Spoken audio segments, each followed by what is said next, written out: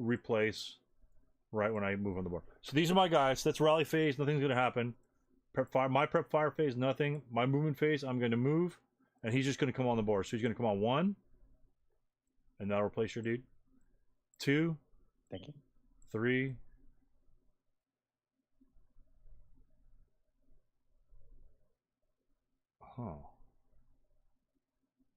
4.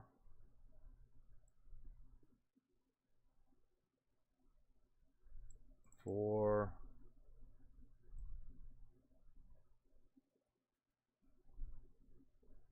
And he's going to split there for 5 because he can use the road bonus movement on that one. So that's his freebie. 5. Doesn't he have to? Okay, I'm just. This is just asking a question. I'm not. Yeah. Ask all you want. Ask all you want. Oh! I see. The road hex goes into there. Oh, he can do that. Right, Yeah. Okay. right. Gotcha. Good. Yeah. I didn't see that. Otherwise, he'd have to late CX by himself. But yeah, absolutely. Right. And so these other guys are still with the leader, and then 4, 5. So you've got 1, 2, 3, 4, 5, 6. You can move another one down the road if you want. Yeah. Because you get that bonus, right? Right. I don't want to be It's pretty stuck much on one side of the map for the other.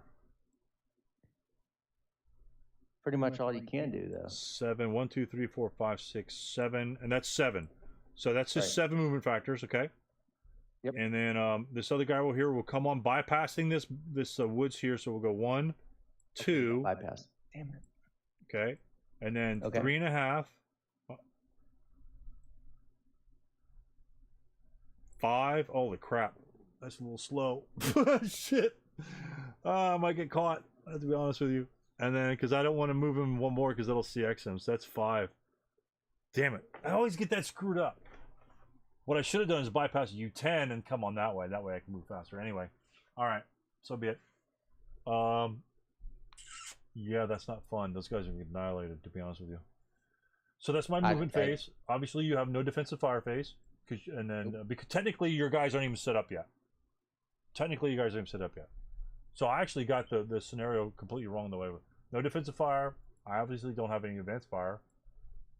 Route phase, you can voluntarily break in ASL and allow you to route away from guys. That's huge. It's a big distinction between ASL and SK. Very huge. And then advanced phase, God, that guy's alone. Truly, why would you do that, though? Well, get a free pot shot. I mean, I can't let you have the hedgerow for free, right? No. You misunderstood. I'm sorry. I didn't. Why would you voluntarily break? Let's say you had a gigantic. You moved. For whatever reason, you moved a stack like somewhere close, and like I fired everything, and you were going to advance me in close combat, right? So you have this stack of like just tons. There's no way I'm going to survive. I break, and then I just go 2, 4, 6, and route away. And then you can't kill me in close combat. Primarily, it's to avoid the close combat insta-kills. Primarily. And it's something that people do in real life anyway, because people don't want to mix it up. So yeah, that makes sense. You see like 50 guys outside the building, there's 5 of you inside. It's like, I'm out of here. I'm out of here. Gotcha. And that's the beauty about this machine guns. In this one, I can voluntarily break with machine guns, but take them with me. You know, if I get stuck in a bad spot. So I can advance him. Wow.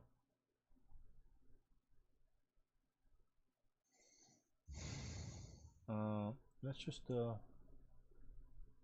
6 firepower would be really good if you move point blank. But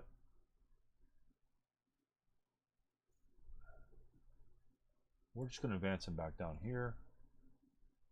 Yeah, I think he's going to die, to be honest with you. And then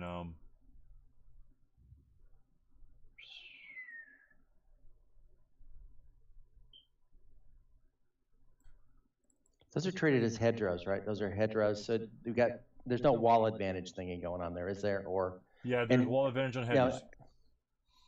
Okay. Yep. So if I'm shooting from, because I've never done hedges before, if I'm shooting from, say, Z9 to BB8, I can do that. But I can't shoot from Z9 to CC8. I'm sorry, Z9 to BB8. Okay, so See, it's Z9. 2 X's away.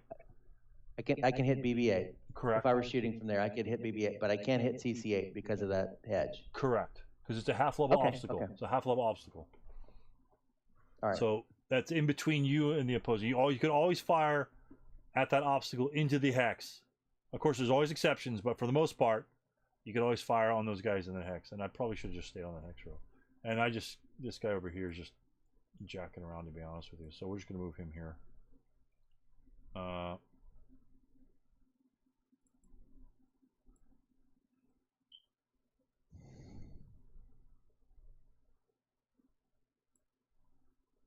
We'll just do that instead of wasting more time. I could probably do something better than that, but that's my move. And then that's my advanced phase. Close combat, nothing occurs. And bad guy. This is kind of cool. So bad guy turn 1, and right. And there you go. And so you would, like I say, do your pre-rally phase, which would be deploy. I don't even have my ASL rules on these here, but and then I've got a little cheat sheet here. Okay. So it's SK. It's SK, but it's pretty much this. I mean, most of this stuff is. No, they have some really good ones. And what you do is you make it in booklet form. So it's like 5.5. It's like 4.5 by. No, it's like 8.5 by 11, but it's like a booklet, so you fold it in half. So it's like 4.5 by 5, and it's like a little. You go through all the sequences, and it's the shortened version. I have it. Damn, I have like 5 of them right. I've seen the long one that has everything from it has OBA and it has parachuting and. Yeah, that's garbage. That's too much. Desert rat movement and just. Yeah, you just want the basic one. And I've got mine. Right. Are you kidding me? Really? I've had it here for like 10 years.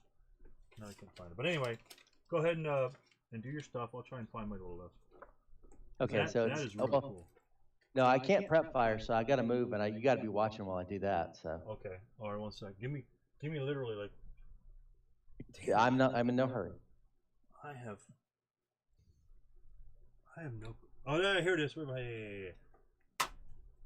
So there's and I printed mine in color. The color's really good. The color one's really good because the rally phase is titled in blue and the whole 9 yards. So, but it talks about there's a big fat one and then there's a little regular one, and it has on the first page it's called Advanced Squad Leader Phases Quick Reference. I don't know if you have the same thing. But it has status summaries like pin. It's got pin, CX, TI, and wall advantage all on the front little half sheet. So like I said, it's an 8.5 and 11. Fold it in half, and you just make it a little booklet, and it's got all the stuff that you always forget. Where do you get that? It's just one of the file downloads. I'll find it for you and send it to you. It is absolutely freaking brilliant. I never use it. Because you just get used to doing the same thing, but the charts. If you have your ASL rulebook, you'll learn more by reading the charts than by reading the actual rule.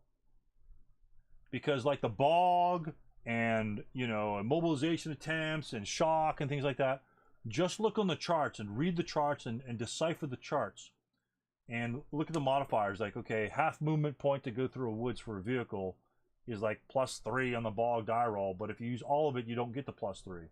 And so you can't read that in the rule. You have to learn that from the chart, and so you'll learn better movement mechanics by understanding the charts in that particular instance, and same sort of thing. But yeah, just I'll find it online and I'll put it in the room here, and it's really good. It's really simple.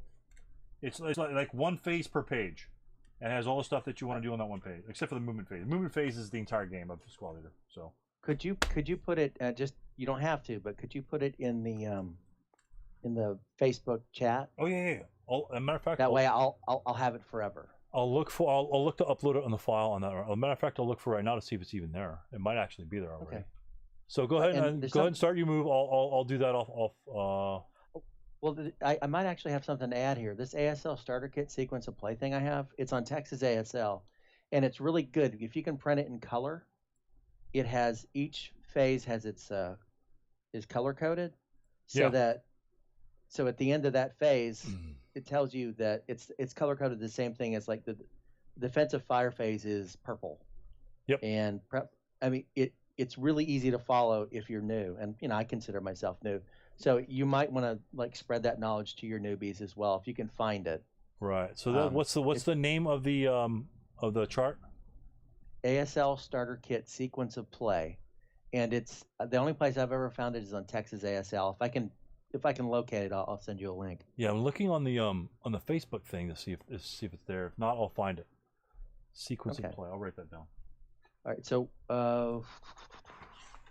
I can go as far as 10 or okay. Now here I'm starting. Okay. Look over to the left, or the west. Let's see. I'm trying to catch the hang of this here. Moving. And try to use the keyboard because that seems to be control. Now conscripts only have a movement of 3, right? Correct, unless they're stacked with a leader, then they're considered like 5. Normal units. Oh, okay. Oh no, I'm sorry. You're right. 5. If they're green, they have 3. If they're stacked with a leader, they have 4. Okay. So green units, actually, the American green units are better conscripts, better inexperienced troops than conscripts. Conscripts are pretty much garbage, but they can still win games for you. Well, that will explain why I'm going to do what I'm about to do. Okay. I'm going to declare CX for the guy. You see him. I've got him marked. He's coming down. I don't see him actually. Oh, you should see him. Okay. All right. I'll tell you what. No, you don't see him because here, I'm going to find the CX thing. Okay. Is that market CX? All right. CX. There we go. Oh, perfect. Ow. Oh my God. All right. Yep. My side just hurting. That's all. Okay. 1. Yes. 2. Okay. 3. All right. Stop. And okay. So I will fire on you. Okay. And since I'm coming out of hidden, I can obtain wall advantage when I come out of hidden status. Where's the conceal? There. Oh, that's not it. Delete. Yep. There you go. So I'll have 6 minus 2 on you right there. Okay. And I gotta find my little chart thing. There we go. That's why I use the conscript. Yeah. It's okay. The more guys that try to break, the better. So 6 minus 2, and where's the little roller thing? Okay. So that is a 6 on the 6, which is a 1 morale check. Yay! Okay. And I make my roll here. Where is it? Morale check. That is a pin, right? All right. Right. Yes. That's right. All right. So let me. That is a pin. Oh, good deal. That's a good roll. Yeah. Okay, and I'm stopped. Correct. But I no longer incur the open movement. Correct. The open movement penalties because Correct. I've stopped. Okay. And I cannot move into your hex because it's the whole advanced phase. Now you've got like 1 thing of resid there, right? Actually, it was 6 firepower, so half that would be a 3. 3, so it'd be a 2 residual. All right. So you put it down. Okay, good, Yeah. good. All right.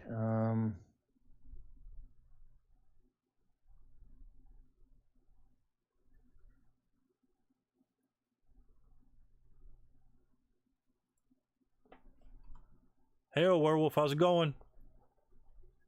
You guys been playing today? I played a normal game earlier. Oh my God, it was terrible. It was absolutely terrible. Absolutely terrible. But this game should go for probably like another hour or 2 or so, and then hopefully I'll be on. And he moved through AA10? AA10 to AA9. Okay. Stopping there. So 1, 2. I will. 1, 2. All right, okay, I'll fire the 337.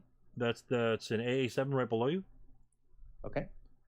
And so your non-assault. You tell me what the modifier is.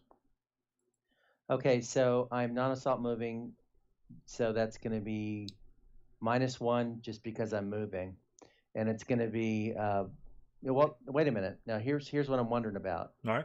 Since I move up to the hedge, that's really not open movement, is it? Because there is a hindrance or some sort of terrain effects modifier. You get is that correct? Yeah, you get the TEM from the hedge. So it's +1, -1. That comes out to be 0. So Correct. it's a 3-0, 3 down 0. Now, if I were an X9, you would be moving in the open. Right, because it's a half terrain, what's it, a half level? Yeah, but I wouldn't be firing through the hex. I would just be firing through the open ground side. Yeah. So and that's the thing about hedges and walls, right? Right. It's only through if you're firing. Okay. Yeah, and say if I had a unit in AA9, I'd bounce basically. If I had a unit in AA8 and Z8, right? And say for whatever reason you have wall advantage, so you could claim that terrain effect modifier on that wall, and both of those guys fired as a fire group on you, one guy firing through the hedge and one guy not firing through the hedge, you would still get the hedge modifier.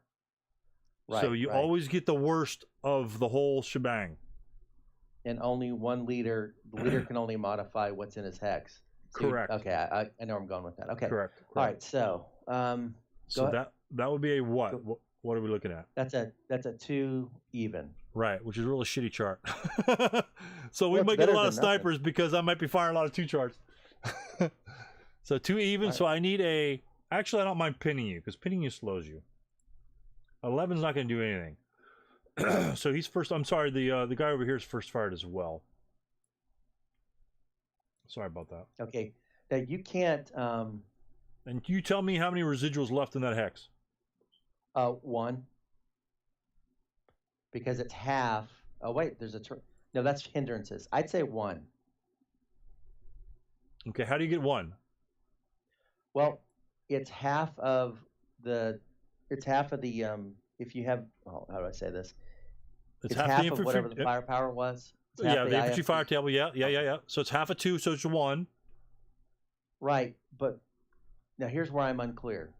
Is it hindrances or terrain effects modifiers that shift it down? It's hindrances between the targets. Right. So if you had smoke in your hex, it would not reduce the residual. Oh, okay. But if it's between them, it would.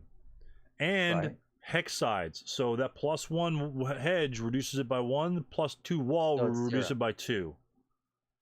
So there's nothing. So there's no residual there, right?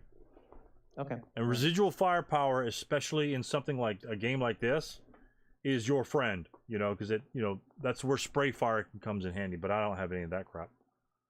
Man, I'm gonna get my ass kicked. I'm gonna get my ass kicked here real quick. Sure. Okay. Yeah, so no residual there. But you'll see that's the number one thing you see a lot. These guys will throw residual there. And it makes a big difference. Okay, so and here's something that I want to make sure I understand correctly. Now, let's say that there was clear ground between my 336 and AA9 and your guy in EE8. You can't subsequent fire at me because there is a unbroken unit closer to you than that guy. Close. That's my... Very close. Right, so help me out here. Very close. So you are correct. The unit in E8, let's say there's let's say it's clear. Yeah, I could see you. It's clear. It's clear right now anyway. So I could theoretically fire on that hex. Right. First fire. If I'm first fire, I could only subsequent first fire. There's 2 things happening here. 2 rules kind of play into this. One kind of trumps the next one. But I'll show you. The first fire, you being here, let's say you being here, right? I could only fire at a unit that's no further from the nearest enemy unit. It doesn't have to be unbroken. Oh, okay. So if you're broken, I couldn't fire again. It doesn't give me a freedom of fire beyond that range. So if you were 2 hexes away, I could only subsequent fire 2 hexes away. But let's say, for instance, I KIA'd him. Okay? Then he's not there anymore. And so he's not there anymore, but I'm still first fired. I couldn't subsequent first fire on the unit in AA9 because it's outside my normal range. Oh, it is. Okay, that's right. Yeah. I don't usually use units with that shorter range. Yeah, So, yeah, okay, shit. These I are got you. shit units. You can't area fire in subsequent first fire. Can you do it in first? You can do it in first fire though, I right? could first fire at you in AA9 with my normal range. I could fire up to double my normal Okay. range in first fire. So he has a 6 hex range. All of our units essentially have a 6 hex range. All right. So of course, if I were to move one of these 337s down, jump the hedge, and say I want to, and I'm thinking about say doing close combat. I could do that. I could move that far, but you would get a chance if you wanted to do a final fire. I could, yes. You roll the dice, and if the die roll is above your morale, you break. I can break, you can break both, right? Right. So what would happen there? Say you charged him. Say you moved a unit in EE9. I subsequent first fire. I get no penalties from the subsequent first fire. So that would flip my first fire to a final fire.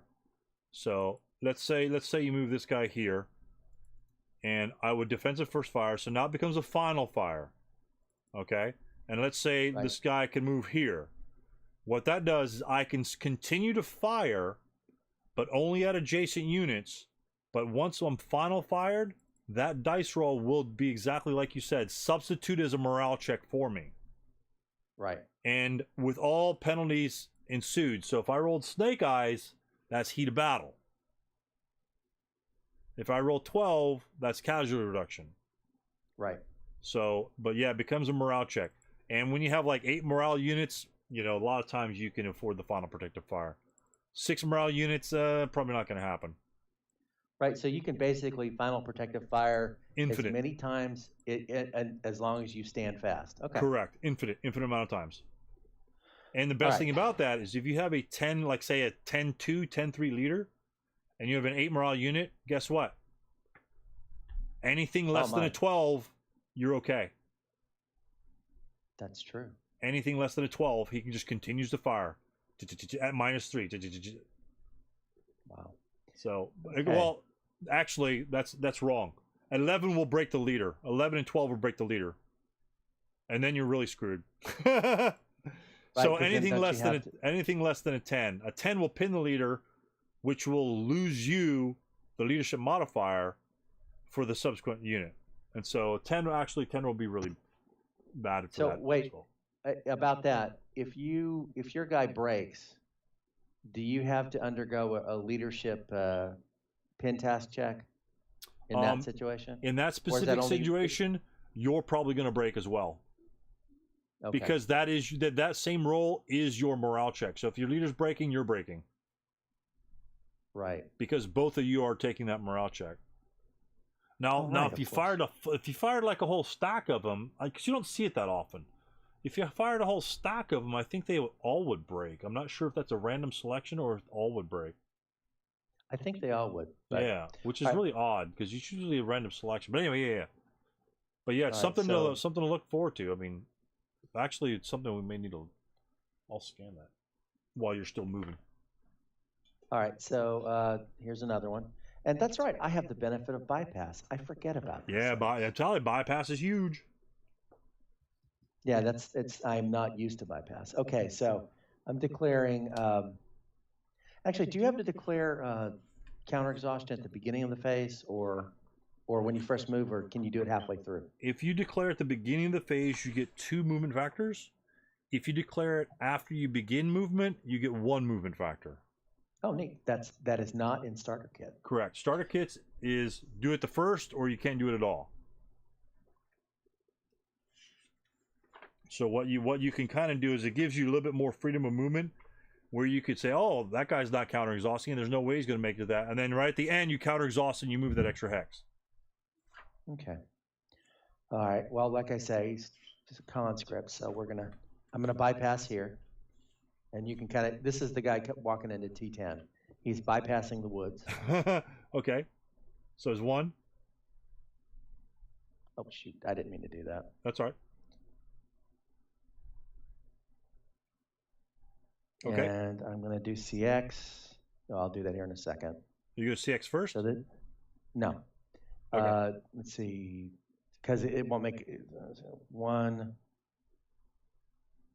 Yeah, it 2.5, and now I'll do CX to 4.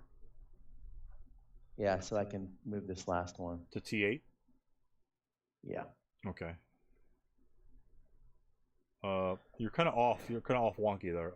Are you centered hex on yours? No, I'm not. How do I?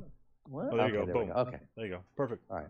Yeah, I don't know. Sometimes the map can be quirked a little bit, and sometimes the counters can overlay. So, I'm not gonna fire on him. He's free and clear. He doesn't see any bad guys. Easy game for him. Yeah. Yeah. Not for now. Yeah, because he's looking kind of fire. I got shit firepower. He's gonna be like +2, so I'm not gonna.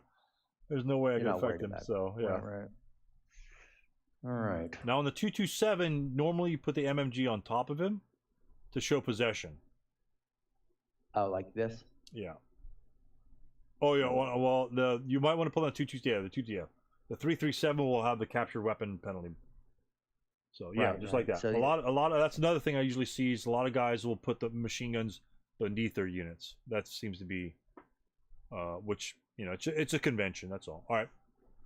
No, it makes sense though. I'm gonna unmove those guys. There you go. Boom. Oh, thanks. Okay, and I had an idea what I was going to do, and I lost it. Sorry. I love the color of the Chinese. They're pretty cool. Well, have you seen the Forgotten War Chinese? I have Forgotten War, but I haven't seen them. No. There's a lot of two-tone counters in there. I think that's pretty sharp. I haven't played any of it. It's unpunched, but I've looked at it, and it's pretty. Yeah, it's real pretty. That's really good. That's really, and all my stuff's on. I buy all this stuff. I buy it to support the hobby. I've played it forever. It's like, that's all there's to it. You buy, all the, like I said, the Euro games are they used to be like $30 and $40 when I started playing them about 10 or 15 years ago. Now they're like 60 and 70. So it's like, shit, I'll just buy an ASL module. At least I could sell that thing for more money than I paid for it in 3 or 4 years. Yeah. So, but I won't sell it. There's no go. reason to sell my garbage. 1, 2. Crossing a wall is how much? 1 plus 2? COT.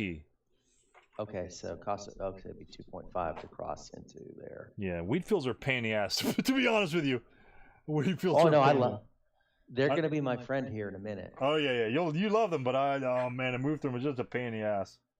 For like 4 movement factor units, you just. Wait, I just had a thought. What time of year is this? This is July. Okay, so we got wheat fields. Okay. Yeah, July 19th. Yeah, wheat fields are in session. Yeah, this would be extremely boring game if there are no wheat fields. Okay, I'm trying to. I don't want to. Trying to figure out how do you. I see this. If you look at my 4th stack from the left. Right. It's a 337 and 336. Okay. Now, how do I get one or the other? How do I choose? Yeah. Double click, expand the stack, and then pull the one you want to move. Oh, okay, that's easy. And you want to make sure that both of them aren't highlighted, otherwise you'll pull them both. So just double click real quick, and it'll pop it out, and then just kind of grab whatever you want. And one thing, like say the MMG, let's look at the MMG stack right there, right? Expand your stack, and what you can do is, like I've selected the MMG and the 227. If you arrow down, it will move the highlighted items to the bottom. If you arrow up, it moves to the top. If you move it to the left, it moves it down 1. If you move it to the left again, it moves it down another. Oh, sweet. So you so a lot of times that's kind of useful. You'll get used to that. You'll get used to that. But so. All right, so back to this dude. I actually love conscript units because you never expect anything out of them, and if they do anything right, it's like a victory. It's a victory all in of itself. CX units can't advance, right? Yes, they may. Pinned units may not advance, but CX units are fine to advance. Okay, sorry, go ahead. But they are, of course, there's again exceptions. If you advance by using 4MF or all of your MF to advance into a hex, you become CX. So if you are already CX and you want to advance that hex, let's say like going out of a gully into a woods, because that costs 4 MF, and if you were Right. CX in the gully, you could not advance, because that's called a minimum move. Or advance. No. I'm sorry. That's not a minimum move. That's, quote, an advance versus difficult terrain. A minimum move is just moving 1 hex and expending all your movement factors. You become CX. So if it takes you 4 MF to move 1 hex, you cannot assault move into that hex, because you have to have some MF left over. All right, so my attempt here was to put the CX on the 336. I think I succeeded. Okay. All right, so 1. See, it's off center again. Okay. All right. 1. There you go. Perfect. 2. Okay. 3. All right. 5. Oh, you picked that guy up. Did it show that you picked that guy up? You did. All right, that's easy. I'll just move them out. No, my preference is that it shouldn't pick them up. I picked you up as well. I just moved them back. Okay.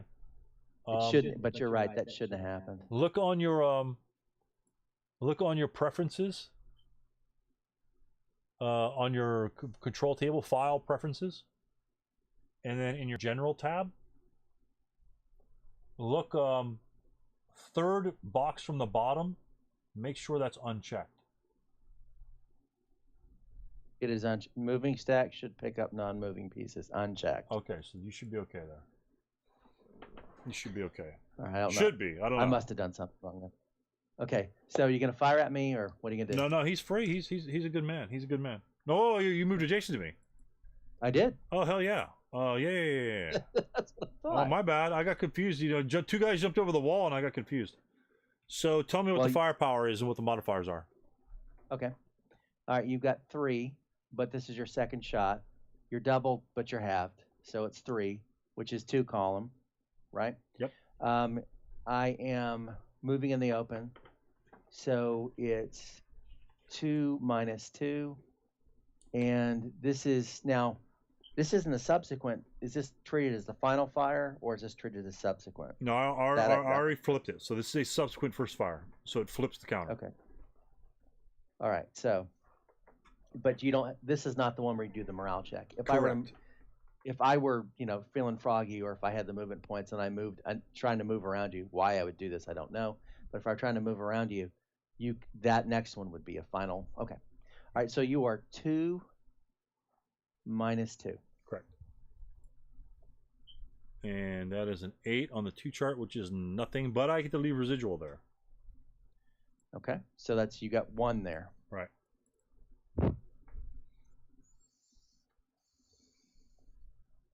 Okay.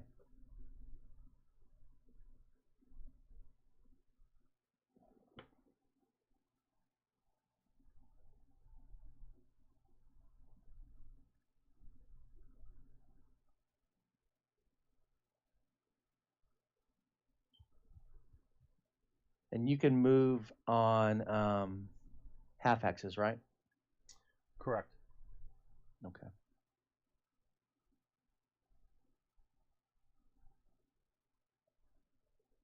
Declaring CX on this fella here.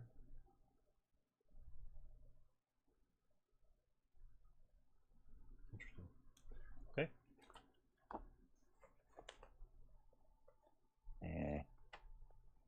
There it is again.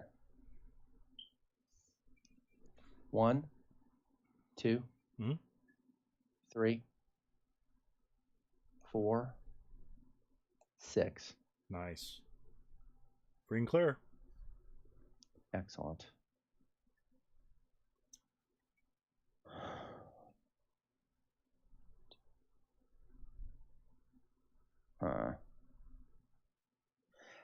Actually, I've already made the move. I'm not pulling it back. I'm not that kind of turd. But no, you can pull it back. What do you want to do? Oh, no, I don't want to do that. I don't want to do that. And this is, this is how you learn. Now, would it have been, since I don't see any other of your guys here, right? And that guy can't subsequent first fire at me. Would it have been a better thing to do? Stop here and advance into that in case you had somebody in, say, down in G8 or I don't know if S. I'm not going to try to cite it, but if the EE5 or say GG4, and it could have fired at me there. Would it have been better for me just to stop in the G? You see what I'm saying? It depends on what you want that move to accomplish. Okay, fair enough. It's a dumb answer, but let's say since I'm hidden, right? Maybe you want him to bait out a shot. So if, let's say, one of my hidden guys was over there, because I only got 4 hidden guys on the map, you know where one of them, well, 4 plus 2 mediums, right? Right. So you know where one guy is. So if you could find where the other guys are, then the other guys have a little bit more freedom of movement, and that would be a perfectly fine move. If that's like a stack of giant units and that's your kill stack, and let's say I bore sighted a hex for whatever reason, right? Then if you think that that might be a viable option, you might not want to move your whole stack in there because you're probably going to get wiped out. So it all depends on what you want that move to accomplish. Like your 3-3, like you said, like exactly like your 3-3. Why are you moving 3-3-6s first? Because they're expendable. If they get shot at, you find information out, and that's exactly what you did. And now it allowed your 3-3-7, which is a more valuable unit, to get into a better position for him to do what he needs to do, right? So if his intent was to move in there and reveal someone that's maybe like an FF6 or something like that, you know, get blasted by him, then that's his intent. Right. But again, it's not a mistake, and it's not a good move unless what you want that move to accomplish succeeds in doing what you know what I'm saying. I do. It's kind of like both. Do you want to reveal someone? Then move in the open for all you want. Move in the open and try and draw fire, you know, and then everyone else can move accordingly. But if you don't want that, then you sneak along and you take cover and the whole 9 yards. So it all depends on what you want to do. But yeah, exactly. Like I could fire on him possibly if I've got units adjacent. If I had a guy like an FF6, there's 2 things, right? 2 things can hurt. It's possible that I have a guy in FF6 or FF7. It's possible. It's possible for 2 reasons. One, your pin unit's not going to go anywhere, so he's not going to advance anywhere. If I have a unit FF6, and let's say your intent was to advance, because you have no other units that could probably go over there, likely, I don't know what you're going to do. If you intend to advance into FF6, you are going to be majorly screwed if there's a guy there in close combat, because I'm going to have concealment for the ambush, and you are CX. So that's a +3 in my direction. So most likely I will ambush you, and when I do, let's assuming if I have someone there, I'll have a -1 on ambush, and your CC is -1 from CX. And you go first, and if you ambush somebody, I don't necessarily get the strike back. Right. So there's all that comes into play. And there's all that comes into play. And I can see why they didn't add concealment in starter kit, because just concealment alone really changes up how you want to attack things. So yeah, and again, there's a reason why I may or may not be firing a guy. Because like if there's a guy there and you move in there and say, well, why didn't you fire at me in first fire? Well, maybe I wanted to keep my concealment and almost get the instant kill in close combat. So, but if you move like 2 or 3 guys over there, yeah, I might want to fire then. You know what I'm saying? So, but I don't know what you're going to do. So, well, you're about to find out. Yeah, there you go. All right, now I didn't mean to put the CX on him that early. You can see up top, you can see that. I meant to do it like I was going to, well, I'll show you. What I meant to do is move 4 and then put the CX on, but I messed up. Well, if you put on early, you get 6. If you put on late, you get 5. Right. So yeah, whatever you want to do. If all you need to do is go 5, then you can put it on late. Well, let me ask you this: if you are hit while you're CX, let's see, IPC, that's -1 on your no effect on morale or anything. Okay, then let's just say it's there then. But take a look at your guy at DD10, right? I'm gonna assume that he wants to go to I'm gonna assume he wants to go here. Yeah, you're right. Yes. Okay, that's my assumption. Okay, take for instance, let's take this scenario. I'm just going to copy this guy real quick. I'm going to clone him. This guy's a null. This guy's a null unit. First of all, he's set up outside the normal bounds. Let's say this guy's hidden right here, right? Right. And you see it, and this is your destination over here, only 5 hexes away. If you CX first, you have 6 MF, right? Right. But you only need 5. Right. Well, let's take 2 examples. You CX first, you go 1. Oops. You go 1, and your CX 2, right? 3. I fire on you and pin you again, just like this guy down here. Okay. And you can't get to your destination. So, darn it, where's that stupid pin? There, pin. So let's say I fire on you and you get pinned. Right. Your advanced fire phase comes along. You fire back at me. Now you get my wall, my hedge, because I would have been hip and I pop out of hip and I can obtain wall advantage out of hidden initiative placement. So I would have wall advantage, and you would have a +1 because you're CX. So I'm +1 from wall, +1 CX. Okay. But you didn't make it to your destination anyway. Well, let's take, for instance, the second scenario where that's all you want to do is 5. So 1, 2, 3, and let's say you go 4, then you go late CX, then you make it there. But let's say you go 1, 2, 3, the same thing happens. You get pinned, but guess what? You don't have the +1. Because you wanted to go here, and then your destination was here, and you could always declare your late CX at this point where you're safe and you're 100% chance of making it there. Do you see the difference? I do. So that way it could save you a +1, and a lot of times that's all you need. This guy's gone. I just want 5, so we'll see. Yeah. All right. But the other guy made it over there, so it's possible that he might make it there. I don't know. I'm not guaranteeing anything. We'll find out. It's a risk thing. Yeah. You got 20 guys anyway, so it doesn't matter. This is 20. Yeah. 1, 2, 3, 4. Declaring CX. Okay. I'll put that on in a moment. 5. Right, gotcha. And you can right-click the unit, and you can do it directly from there.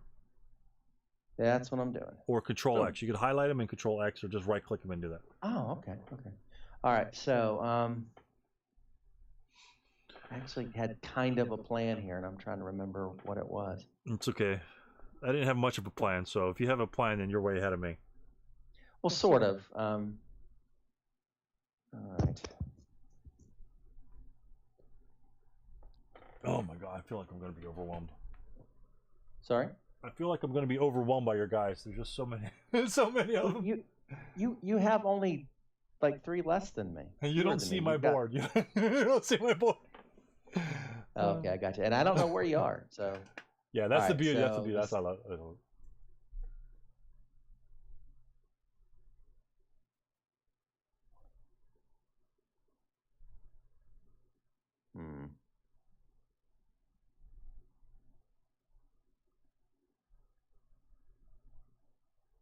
Oh, all right, this guy hasn't moved clearly, so. All right, let me. 1,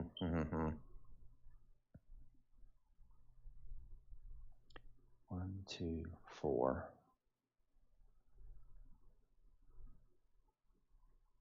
6.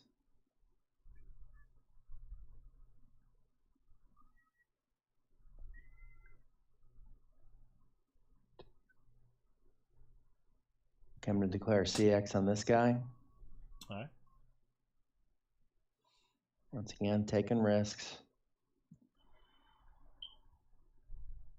That didn't work quite the way I wanted to. That's 1. All right. That's all right. All right, you good? 2. Okay. 4.5. Because it's 1 plus 1.5, so it's 4.5. Right. 6. What are you going to do about it? I know what you're going to do. You're going to fire at me. Oh my God. Well, if you want to. It's up to you. I've been rolling 10s. I don't know if I want to do that. And you got other guys to move. Can I route? The question I have to ask is, where can I route? I could just kind of go backwards. Huh? Because you got hindrance, so there's no interdiction, right? Right. So I can route, and my essentially route path is pretty much anywhere I want to go because I can avoid. I can't go to EE6 or EE5 because that'll be getting closer to your conscript unit. Can you do BB6? BB6. Yeah, you couldn't do that because you're not moving further away. Right, but that wouldn't be my destination. You have to choose a route destination, and if nothing's within sight, you can just essentially route wherever the heck you want. So what I will do is. Well, you can't do that yet, can you? Right, but I intend. It's highly likely that I'll probably break. Well, if you think, whatever my moves are might create an interdiction situation. So. Right. So I will fire. I will fire upon you because I am. Who am I? Am I the red? I am the Red Army, right?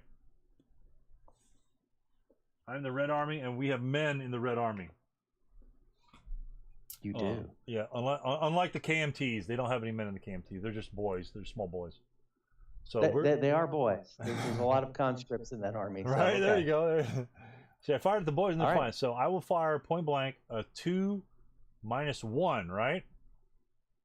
Right. Minus it's 2. You're doubled. They double to 6, but you're actually down to about 3, 2 minus 1. Go ahead. Right. So I'm going to fire 2 minus 1, and it's going to double as a morale check. So that will get a 7 on the 2 chart, which is nothing, but I will break. Right. I'll delete that, and he's broken. Oh, bummer. I actually meant to do that. That's a bummer. But I do leave residual. That's right. I do leave residual of 1. And you never know when that's going to come in handy. Right. It does limit my movement. Right.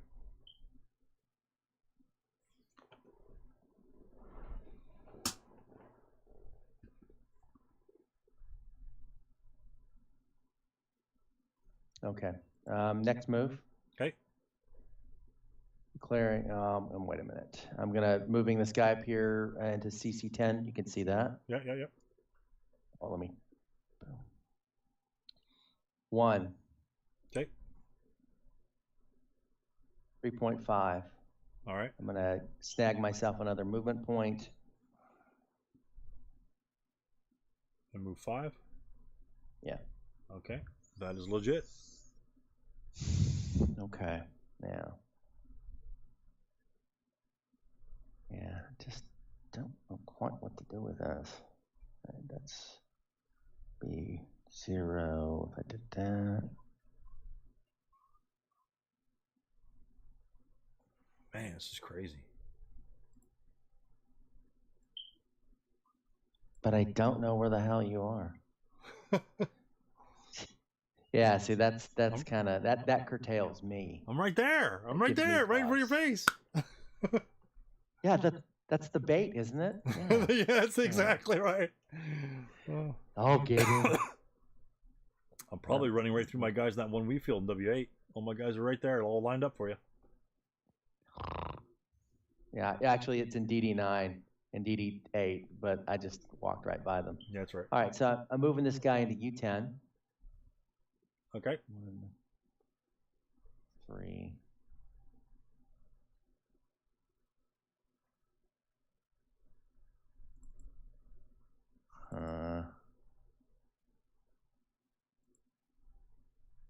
What should I do?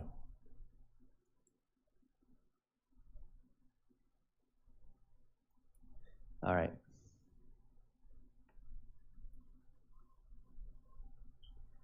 Bypass 1. Oh, which sides? Not that I'm gonna fire, but it matters. It makes a difference because you can do bypass 1 hex side or 2 hex sides. So you can be like on this one over here on 1, or you can go like 1, like it kind of skirts, like it goes there and there for 1, or you can go 1 or skirt that and do 1. You can do by one hex side or 2 hex sides. It could make a difference. Oh, and that's why it lets me. Right, and that's why it lets me do that. So yeah, okay, it could make a difference. There we go. 1. Okay, I'm not gonna fire.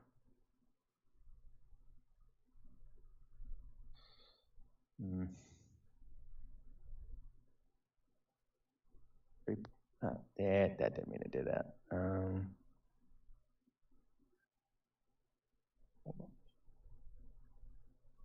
One 3.5, and I'm moving into this hex right here. Okay. You mean 2.5? Well, it's 1, and then it's another 1.5, so it's a total of 3.5.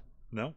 If I move into here, yeah, it's 1 here, right? 1 for U10. And it's 1. And then another 1.5 there. So 1 plus 1.5? It's 2.5. Okay. Simple math. You're right. Okay, not that I want to bait you to move into U8 or anything like that, but you can make it the U8 if you want it. I can. Which gives you an opportunity to fire at 6 minus 1.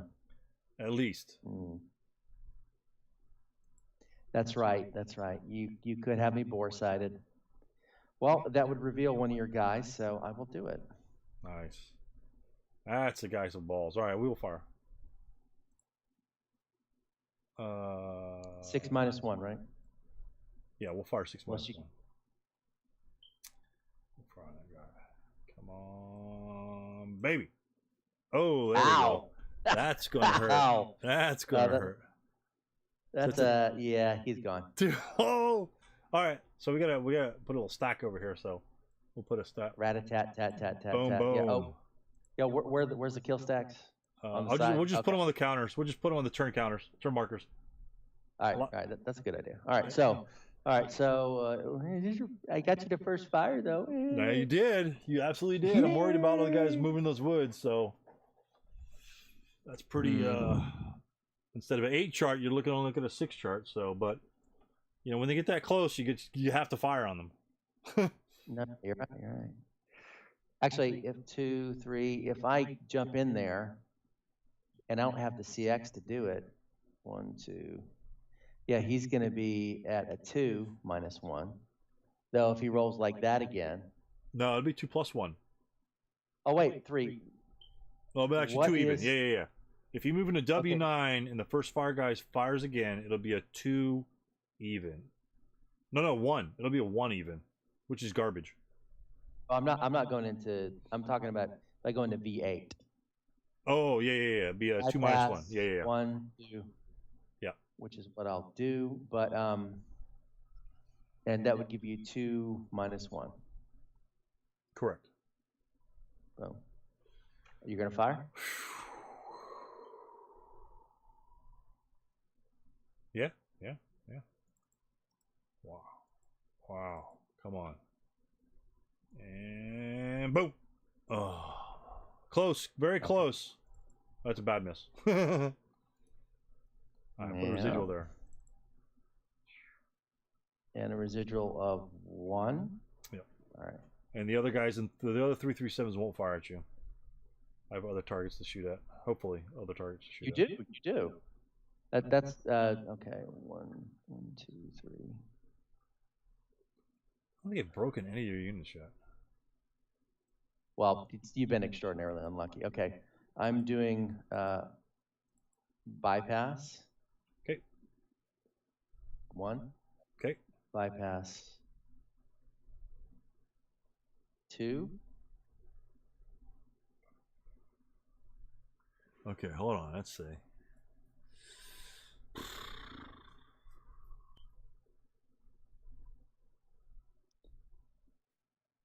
Well, I know you can't have anybody in this hex, in the hex I'm in right now, because you can't set up there unless you moved them there. Right. But you wouldn't be hidden anymore, and you couldn't bore sight, so I doubt you did that. Right. So what I think, let's see, if I go 6, that'd be 2, 1. That'd be a 6 even shot on you, or 12 minus 1. But the problem is, if you move adjacent, I can't fire again at the other location. So I'm going to switch it up. I will fire at him right there. From to the double 337s. Oh, right here? Okay. Yeah, these guys here. So if you move adjacent to me, it's likely that you'll probably break and you just route backwards. But the problem is then everyone gets to run in those woods pretty much unscathed, assuming I don't have anybody in W8 or X7. So, but we'll take that shot, because if you survive that, and if you move ahead anyway, then I get a free shot, another free shot, instead of just one shot. So that'll be a 6 even, because you don't have the terrain effect modifier of the woods.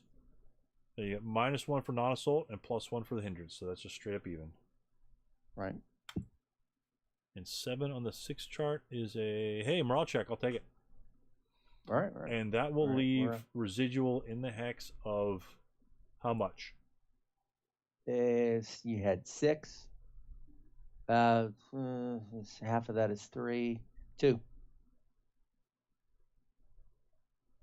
No, it's going to be less than that. It's going to be 1 because you got a hindrance. Correct. So it's 1. All right, so morale check. No. Okay, so it's a normal. And I ELR'd as well. Your ELR is 3. No, you're okay. Your ELR is 3, okay. So that's exactly what you needed to not fail. You have to fail more by your ELR.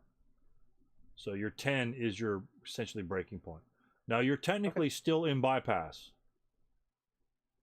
So at the end of the movement phase, you'll occupy that hex. Okay. So so my next question about that is hold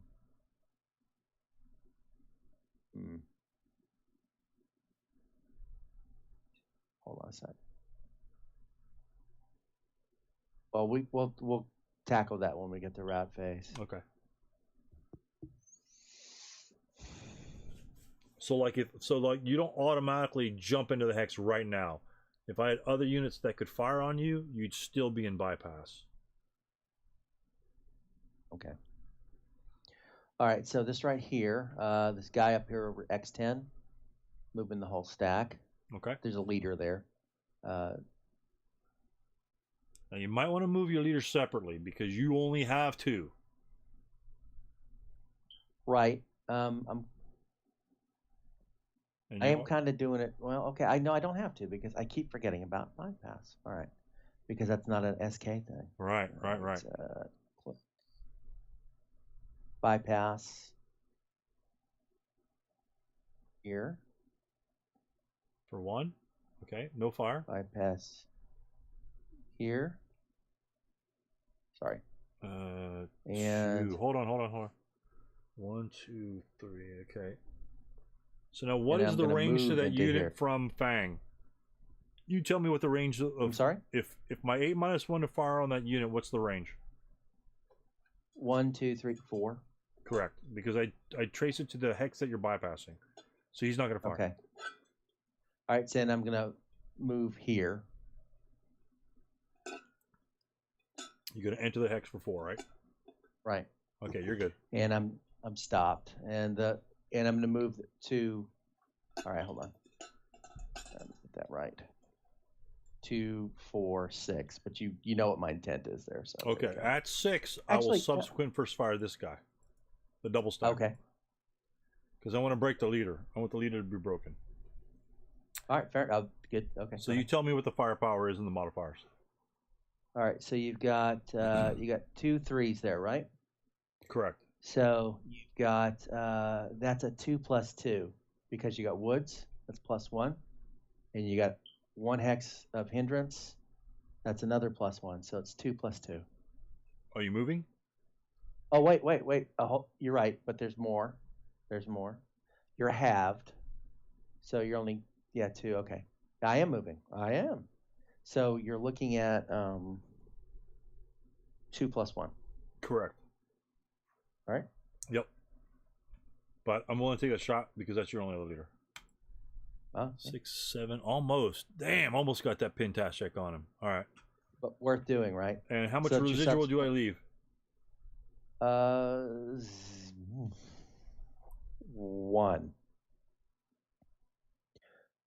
1. Because I think it's just hindrance that shifts it. Okay, if it's so what's my firepower? Sorry, go ahead. What's my firepower? 2. Oh, it's 0 because you have it, and then so there's no resid. Correct. All right, thanks. Okay, still moving.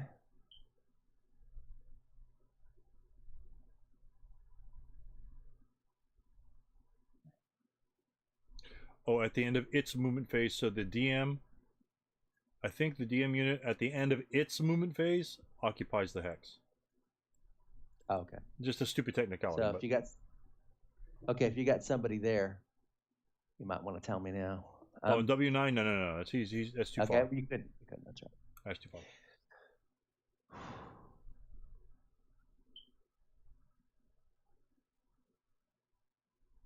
Yeah, I don't want to do that.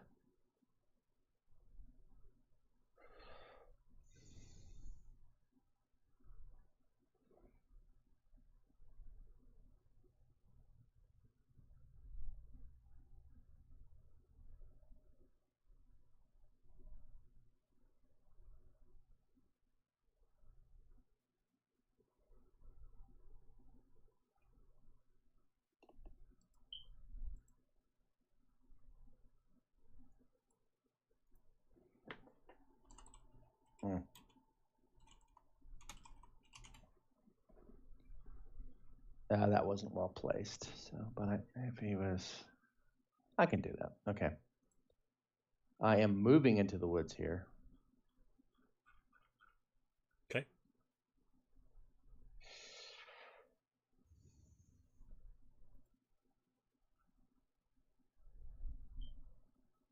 Three.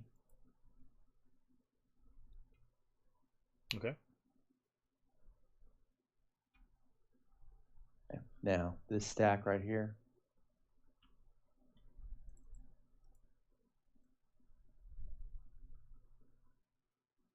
Two.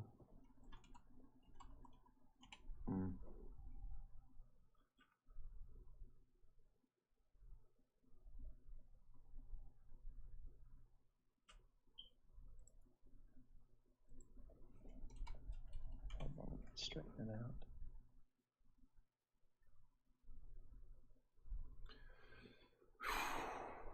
Two, three, and it's actually supposed to be here.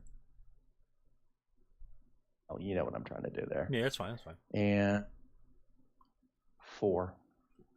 And I will stop there because if I pop over here, it's +1 for the woods and +1 for this mess right here. But you got this -1 guy right here, and I'm moving. 1, 2, 3. So you'd be able to at least get a decent shot at me, and I don't want to give that to you. Right. So you moved right in that AA9, right? Right. There's no resid there, is there? None. Is there? But Fang will take a shot. Do you have a shot there? I have a shot there. I did not know that. Tell me why I have a shot there. Oh, Tell me why. Tell me why you think I don't have a shot there. Well, I just didn't think you had a little. I didn't know if you could draw a line, and unobstructed. I didn't think. Well, okay, I screwed up, but I didn't think you could draw an unobstructed line from the center of your hex to the center of that hex. But apparently you can't. Oh, along the hex spine. Right. Now there's a difference. There's a difference. There's a couple of hex spines. Drawing along the hex spine will give you the +1 hedge. Okay. And so you have the hedge that's adjacent to you directly south of you, right? And then you have the diagonal one. So you would get the hedge on that one.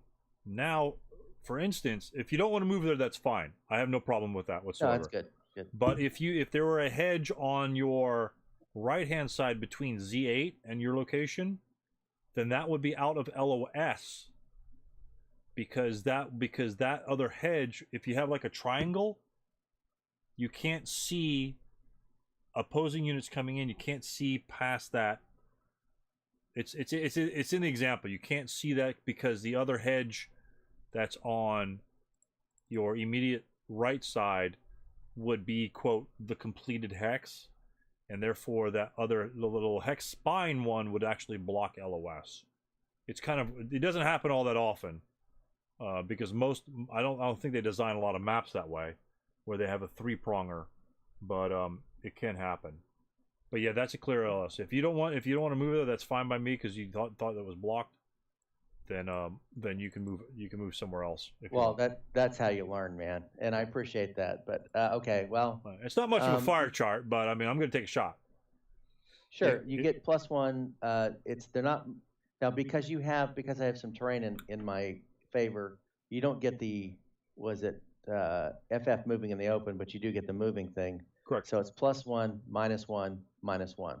Correct. Because you got Lord Captain Fang there. Yeah. And so what's the fire chart? What are we looking at? What do you got in here? Is it 2 3s? Mm-hmm. Okay, say it's 2 -1. Okay, gotcha. There you go. Which is still shit. Well, it's better than 6. So that's a 6. That's a pin check, which is good. That's good. Sure. Okay. So let's do the officer first. Yep.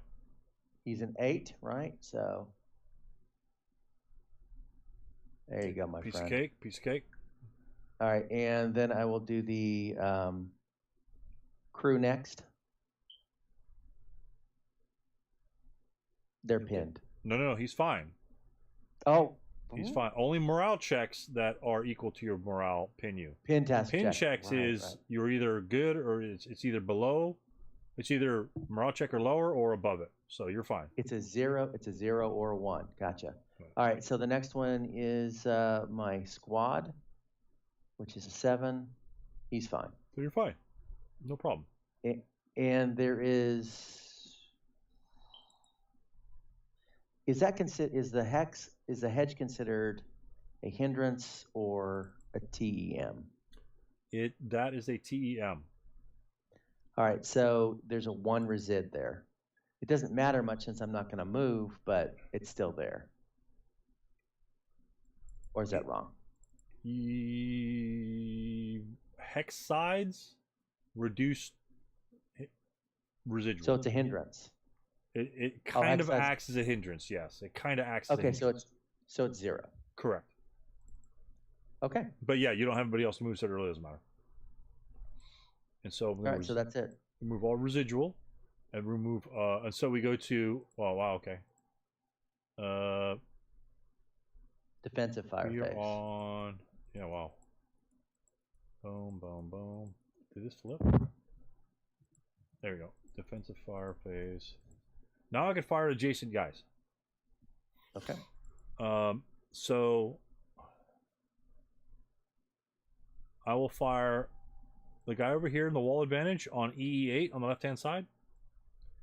He'll fire. Right. Okay. 2 even because I've got the wall. A 9 will get nothing. The guy in the middle is broken. This guy's final fired. Which one? Are you talking about the guy next to in the V something like that, yeah. He will fire. He's already the final. Now, is this the one where you get the no, he's check? finaled. He can't fire. Sorry, my bad. He can't fire because he's finaled. Only first fired. If he was first fired, he'd be fine. But he's already fired twice. All right. I think. And Fung could fire at the guy in, where is that? In AA8, couldn't he? If he wanted to, at half. No, because once you enter the defensive fire phase, first fire units can only fire at adjacent units. Oh, okay, good to know. Final fired units can't fire at all. And since I first fired at your leader that moved behind him, the other unit had already ended his movement, so I couldn't come back to him at a later time and fire on him. I'd have to have a different target. So that's it for me. Now, I thought I would have more than that, but I don't. So now it's your turn to fire back at me in the advanced fire phase. Okay. Actually, I'm just the pickings are slim, but I might as well do it, right? This right here, the guys in the B row, I am halved, so it's a 1 even. VTU. I'm sorry. Oh, right next to him. V8. Yeah, V8 to V7. So I will. Hold on. What's that firepower? It's 1 because I'm halved. And what else? Yeah. Actually, it's doubled because I'm adjacent. Correct. So it's 2 even. So that's a hindrance, but not a TEM. Yeah. Nothing applies. There's no TEM and there's no hindrance. Right. So, boom. 7 on 2. No, but Yeah, barely worth missed. doing. Well, pin tastic would have been actually, the pin would have been really valuable there. Right.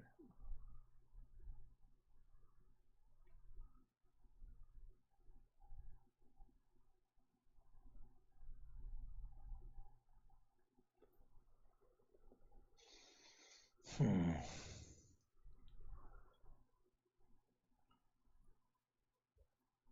One plus 2. It's not going to cower.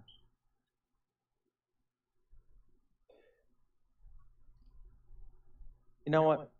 I got nothing to lose except for rousing your sniper. So. That sniper's pretty close. He's pretty close to you. Yeah, he is. Yeah, but you know what?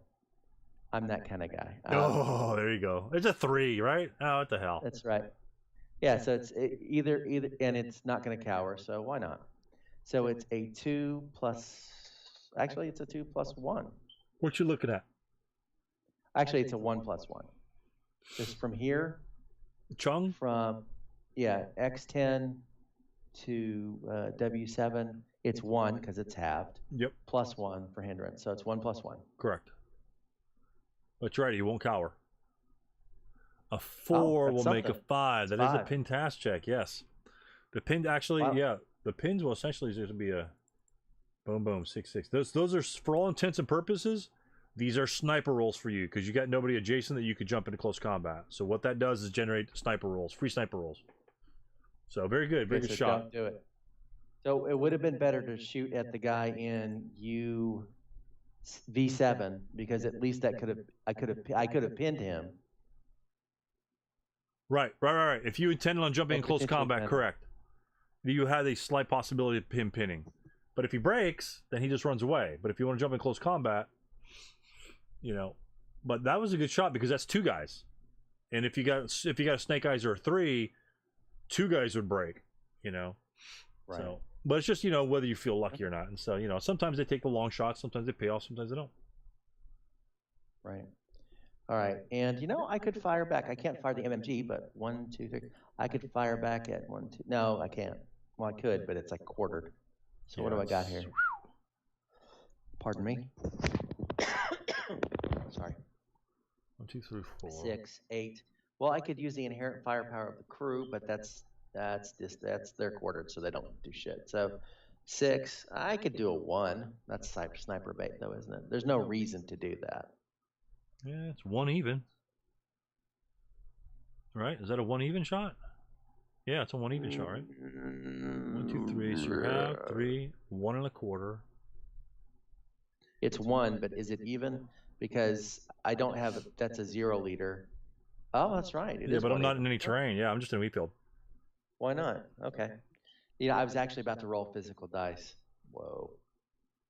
Nah, nothing. But why not? Physical, yeah, that's cool. Yeah, okay, but you know, I got a little fire group down here, don't I? Are these two guys are unbroken. So I could do 2 2s with no modifiers. The guy in AA8 and the guy in BB7. I could fire those 2 shots with 2 modifiers. Oh, sorry. Oh, with 1 modifier because of or CX, right? Right.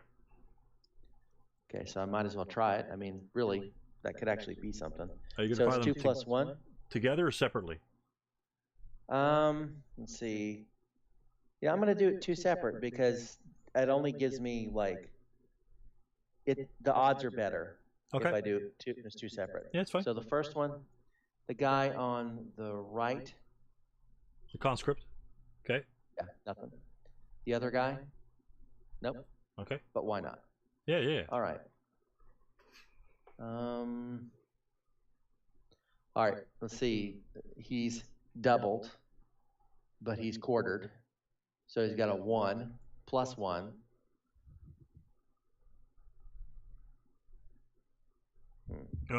Plus 2, right? Because he's CX and he's got the terrain. That's right. I got the wall. Right. I forgot about that. So that's a 1 plus 2. That is sniper bait right there, isn't it? That's major sniper bait. So wait, if I activate him, he can do anything anywhere. Okay, so that's not a good idea. Right. All right, so done. Okay, very cool. Very cool. So then we go to route phase. So you route first. Now, here is my question. I've got one guy to route. Okay. Correct. Now, I'm not. He doesn't have to route really, Correct. but he's vulnerable. He's vulnerable to like you breaking him again, basically. I don't know. Well, think of it this way.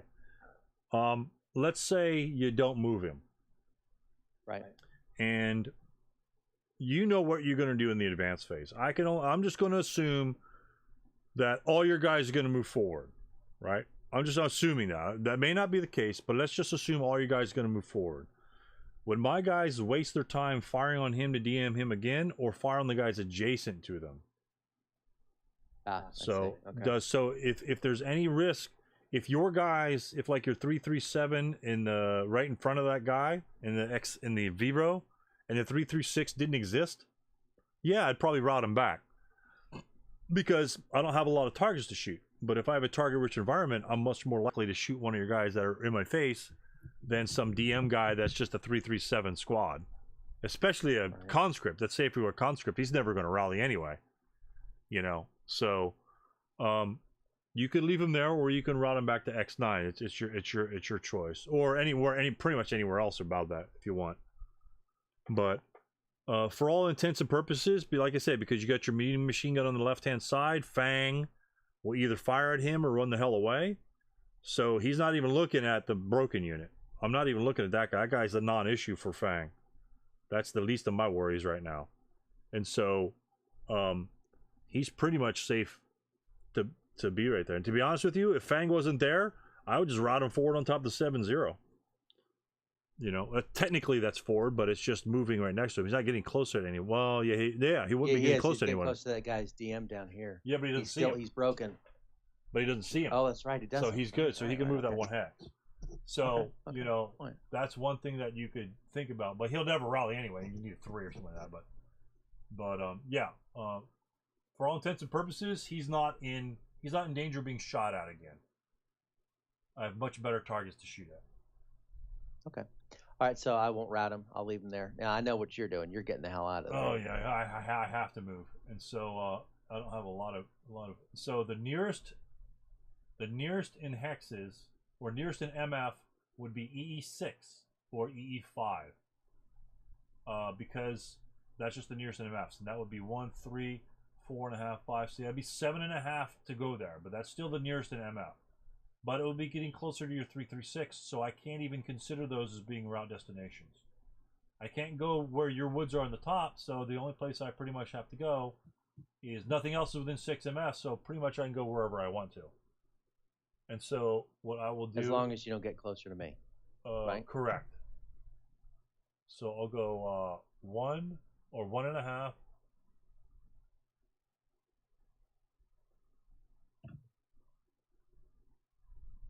That's like good. Yeah. 2.5.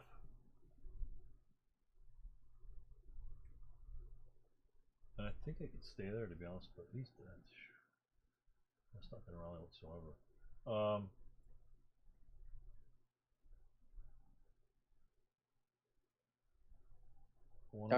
Are you supposed to keep going until you get to a... Yeah, but I can't reach anywhere. So pretty much I can go anywhere I want. Oh, right.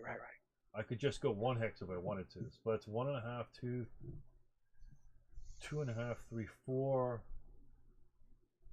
And we'll just go 5.5. Okay. And that's it for my guys. Now your advanced phase. All right.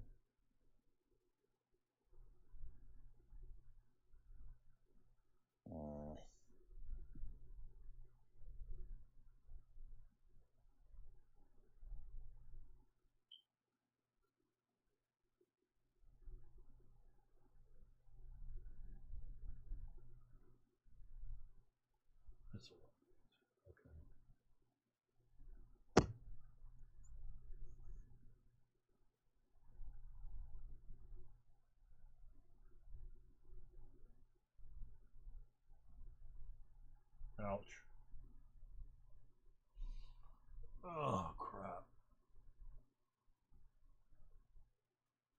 I don't think you're going to stick around with that guy up right there, so I don't feel bad about moving him up like that.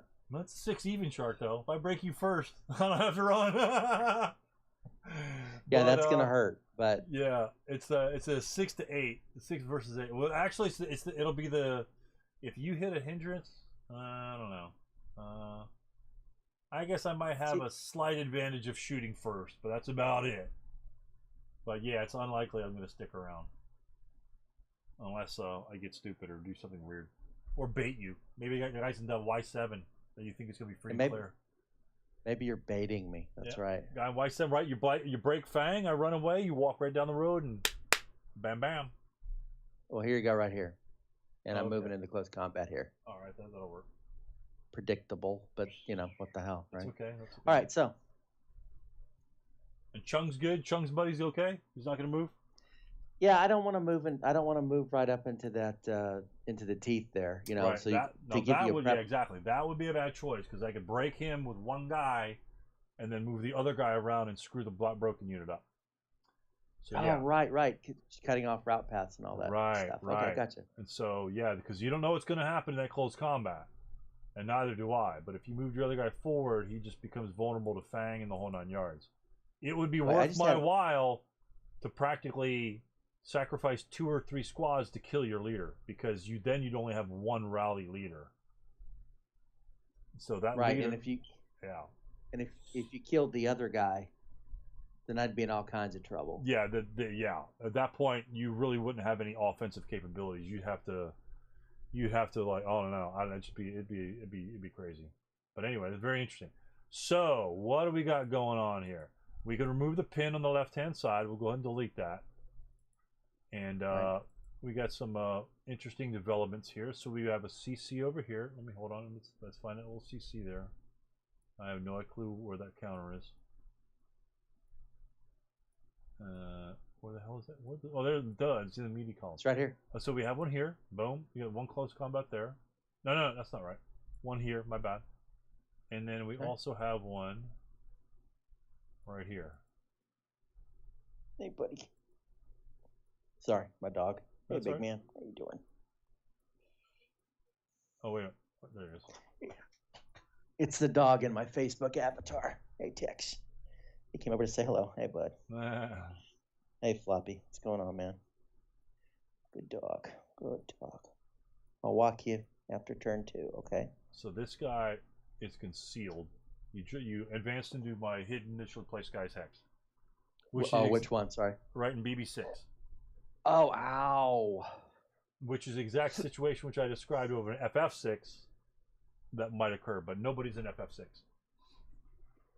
So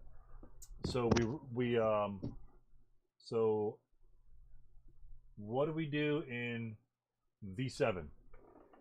Okay, in V7, we do ambush rolls, and they're dead even. When do you do ambush rolls? Oh, when you're going into a house or woods. Correct. Or? You got me. Concealed. Concealed or hidden. Correct. So no ambush in V7, but there is an ambush in the middle of the big wheat field, the BB6. Ouch. Yeah. Okay. So there's a difference. So there's no big deal there. So we can resolve whichever one you want to resolve for. We do the simple one first. That's Let's do the one at V7 first. Okay. So it's just 2 straight die rolls, right? Correct. All right. So CC. All right, I'll go. Boom. No. Oh. Does that mean I can withdraw? Oh, that was shit. But that's part of the game, man. Oh shit. Oh man.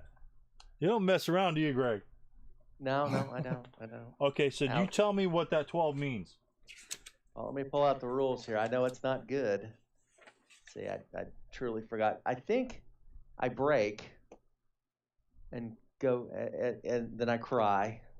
And then I wet my pants, apparently. A11.22, it actually got on a little thing right there. So that's whoever did that's pretty brilliant. A really nice little, really key there. A11.22. Really? Does it pop up on your screen right there? Yeah. I see it. So that's infiltration. So against an AFV, you'd be pretty much screwed. But check what that says. Let's say it's momentarily suspended following your dice roll of 2 or 12. Provided nothing bad has happened, any infantry that rolls a 2, so we're going to skip that. Any infantry attacked by a 12, which would be me, may likewise withdraw from close combat immediately thereafter, assuming it has not been eliminated by that 12. Okay? Yeah. So right now, before I attack you, that was your roll, so you got jacked. Now, right now, I have to decide before my roll of whether or not I want to run away or not. And so what I will do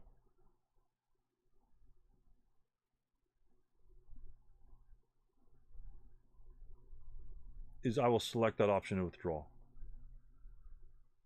Because you can just hammer me with a giant fire group right there. Yeah, I can hammer you a couple 6 no modifiers. Now it's a risk because I get a free shot out of 5, right? Right. I got a free shot out of 5, but I'd be locked in close combat. And to be honest with you, that wouldn't be that bad in that particular section. And actually might want to do that, but I'm just going to withdraw for right now. Maybe I get a lucky shot only because your medium got into a mean position that I might need every single squad available on that side. So I'm just going to withdraw because I can, and then we go to ambush over in BB6. Yeah. So here's where the fun starts. Right. So I'll roll, and what's your modifier? What's my modifier? Sorry. We do the ambush, so it's let's see. I am. So you're -2. It's -2 for you because you're concealed. Correct. And another -1 because I am CX. Correct. So it's -3. Ouch. And if you were a conscript, what would that be? Another -1. Correct. So I was hoping, well, not that the conscript was close, but if that conscript had jumped in there, that would be a -4 modifier for me, which is almost guaranteed. Right. So what we're doing right now is we're rolling on single. We're doing a small DR. Single die roll. Ambush, right? Right. So you got a 4. And okay. Actually, one is so there won't be any ambush. There won't be any ambush. That's okay. The best you could have. That's the best you could have rolled. So, you get to attack there. So what I could do is I could choose not to attack you, right, and keep my concealment, and then fire upon you in my phase with triple point blank fire. Or I could attack you and lose my concealment and just get the -1 for the CX. What do you have in that? I can't even see in there. I'm sorry. He's a 337. Yeah, they're all. Okay. All my guys are the same. One. Okay, so it's just one. So it'll be now if you attack me, it'll be a 1 to 2 plus 1. Because if I keep my concealment, you'll still be halved. Okay. So 1 to 2 plus 1 on the close combat table is. So it's not good. Right. Let's see, where's my chart? Hey, bud. Somebody wants his back scratched. Here you go, big man. All right, so it's essentially a 1 to 4 because I'm -1, right? Pretty much. So I'd have to get a 3. So I mean, I have no choice what to do. But I would personally. It seems to me, but you're too much. Well, actually, you've got a pretty good. It's only 1 to 1 for you. So let's see, triple point blank fire be 8. So you have a better chance. You have an okay chance of killing me. It's like 25%, but you have a really good chance of breaking me next turn. Right. So that's why I'm going to keep my concealment. And if I don't kill you in close combat, then both your guys can just essentially jump in there later, assuming we don't kill each other my turn. And so that'd be really overwhelmed. So if I get your point blank, then at least I could break up those units, and I've got the unit on the left-hand side that might be able to help out a little bit too. Right. But we'll see what's going on there, and whatever else I can, finagle up over there. So. All right. So let's say that I fire into that hex next turn. Correct. Now, if we're in close combat, see now here, okay, we can still be in close combat even if you're still concealed, right? Right. So if I fire into the hex, it affects both of our guys, Correct. mine and yours. Yeah. But most likely I'm going to fire, so I'm going to lose my concealment in the prep fire phase. I see. Okay. And then we'll be locked immediately after that, because then we'll be in the same house. All right. All right. So we'll. I'll go ahead and see what I can do here. It's on a 2 or a 3.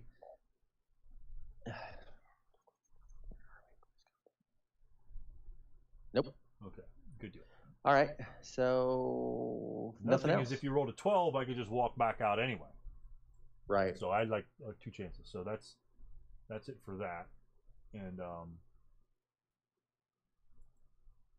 so yeah.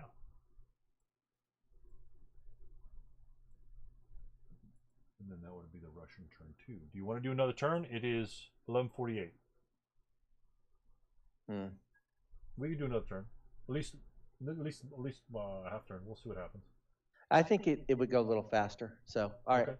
Yeah. Let's do another turn. Go ahead. Okay, so it's unmarked move on everybody, and I have a rally. I have a self rally in AA3. All right. This is my turn. Let's go with Marachek. Where's Marachek? 5-0. He's going to lose his DM status.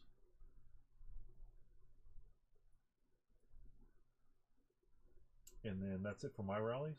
And oh, you could have advanced Chung in there if you wished, if you wanted to. It's up to you. I'll give you that option. Advance Chung back to W9 if you wanted to rally. If your intent was to rally. You're very kind. Yes, I should have done that. Thank you. You don't have to move to 337 if you don't want to. Yeah. But that'll at least give you a 3 to try and rally that guy. Okay, I appreciate that. Unless I get a 12, which is that I would laugh. I laugh at stuff like that. So no. Oh, very close. 4. Wow. Close.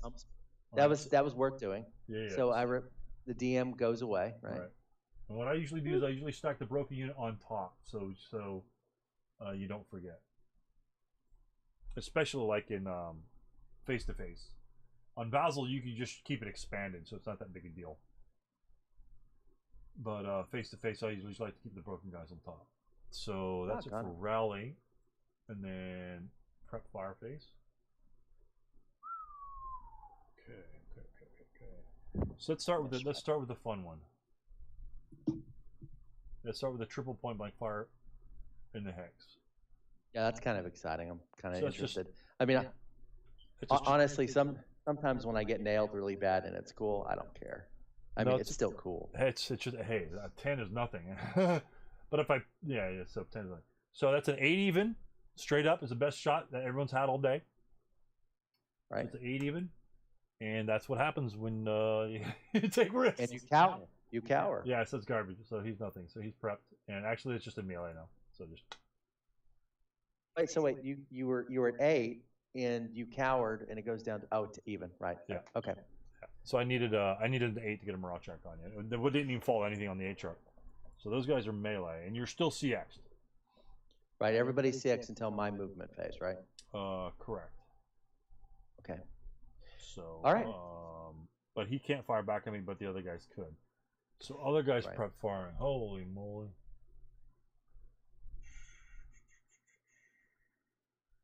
Okay, the wall advantage guy will fire point blank. Why not? Oh yeah, why not? Right.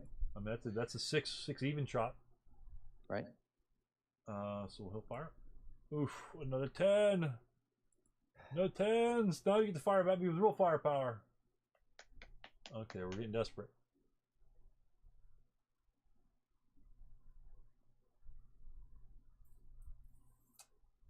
Got that other medium machine gun somewhere. Yeah. Oh, thing to fire or not to fire.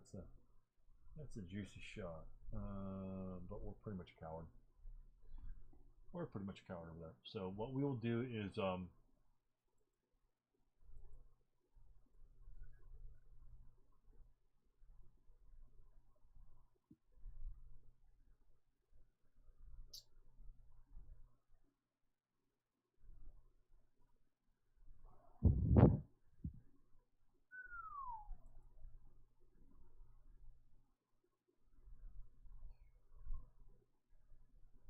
Okay. Here we go. Let's. I gotta figure out which guy's gonna fire. Which guy's gonna fire?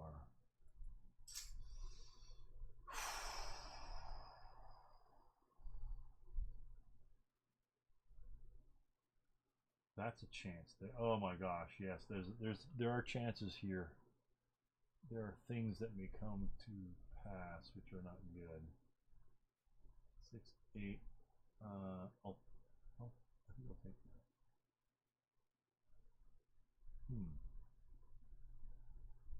It's risky. Do you want to do it? Do you not want to do it? Got one of my officers there and my medium machine gun. Oh my gosh. That big fat medium is just in the way. Just in the way. So we will. Yeah, we'll do it. This is it's easy decision. So we're gonna blast this guy. We're gonna blast. We're no more 10s. We're done. We're done with the 10s. Okay. No more 10s. We're gonna blast this guy with a 12 chart. Just that stack right there is gonna 12 chart the guy right next to him. In V7. Oh, where are we? Oh, that's. Oh yeah. Okay. That's W7 and V7. That's gonna be a 12 chart. Just point blank that guy straight up. And bam. So I'll take a 6 on the 12, which would be a 2 morale check. Okay.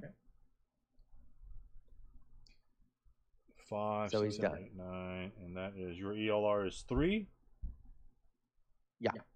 So 5. No, it's 2. What? Hold on. Sorry. Wait, it's on my sniper. 3. Okay. Yeah. So you failed your ELR by 1. So now he's a conscript unit.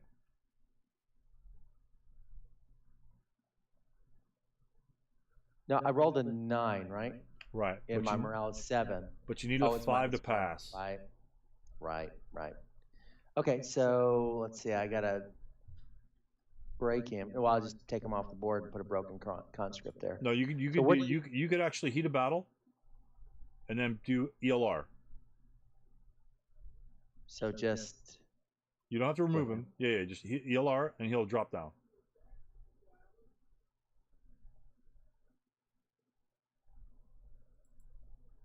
But I need to replace him, don't I? Yeah. Right click on him and hit heat a battle, and then hit ELR, and it will replace the unit. Oh, really? How cool is that? Okay. Yeah, it's pretty cool. Okay, wait. I blew the chance there, though. How do I flip him back? Just a break. Hit break again. I can't. Oh, wait, hold on. There we go. Oh, there it is. Sweet. Heat a battle. Look at you. May not work while he's broken, so you have to unbreak him. Yeah, there we go. Hey, babe. Battle. So it should go on. There we go. There you go. And now you can break. Oh, that is so cool. Man, I don't know why I was so afraid of Vassal. Anyway. And so he's in V7. He's in V7. Oh, that's right. I moved him for convenience. Sorry about that. All right, so he's back. Okay. All right. So is Fung gonna fire, or is he gonna? Not yet, but I will reveal this unit here. Ow. Okay. And he'll fire point blank, 6 even. All right. Oh, damn it! I needed that.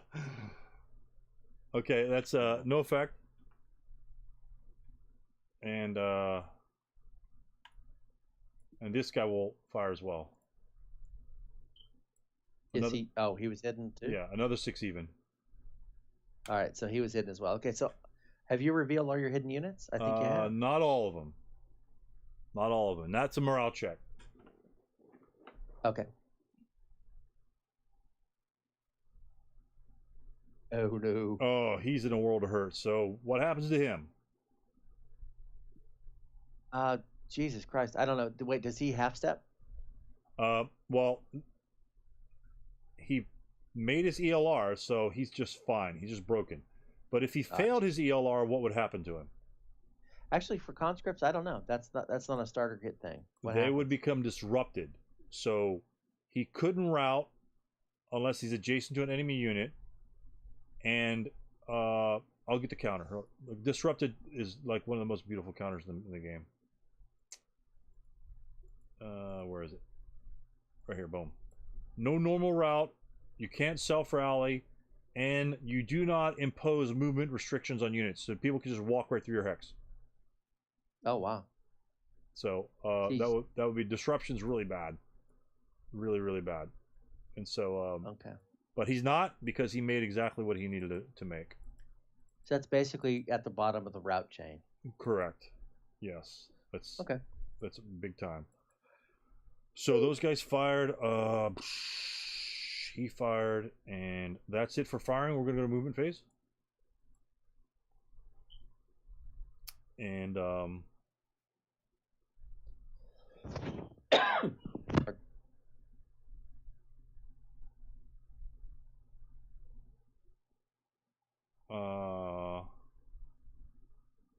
we're gonna go 1 with Shen.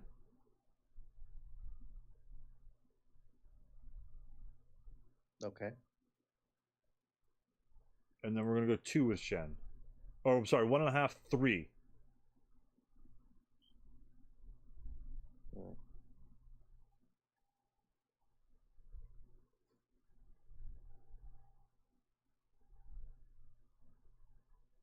Okay. Now I'm not doing anything with him.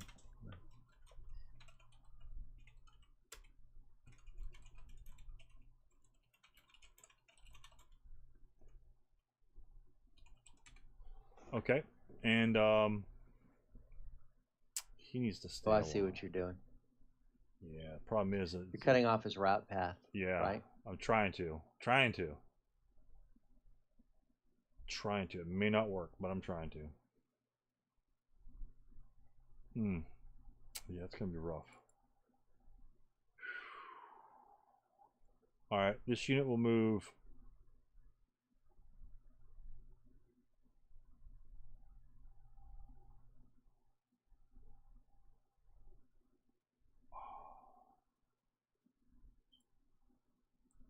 Yeah, that 336 is a pain in the butt.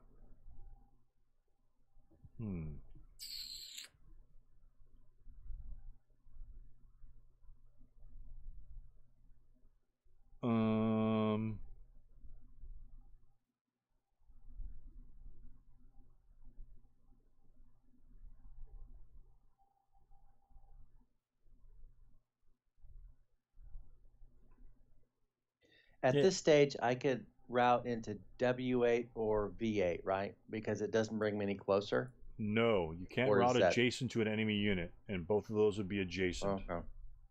The only way you can route adjacent to an enemy unit is leaving, withdrawing from melee, or routing away from like a tanks in your hex. So basically, unless I do something with Shen, then those guys are dead. Correct. Or W7. You can do something to W7, at least one of those guys. Yeah, Shen, but yeah, because I would have to route first. But being broken, I wouldn't have to. Yeah, I don't think I have to route if I'm adjacent to a broken unit. I don't think. I think you do. I think it doesn't matter whether the unit's broken or not. If disrupted, you're right, but it's just enemy unit. No, but I think by all means look that up. But I think I saw Perry say something about that once. Yeah, I think I may have even asked the question. But please check. Yeah, I was watching some guys the other day, and it came up, and they were both DM'd right next to one another, and there were no other units in those hexes. So let me see. Hold on. Where's the broken routing? Come on, fire defensive. I think perhaps the thing we're looking for is known enemy unit.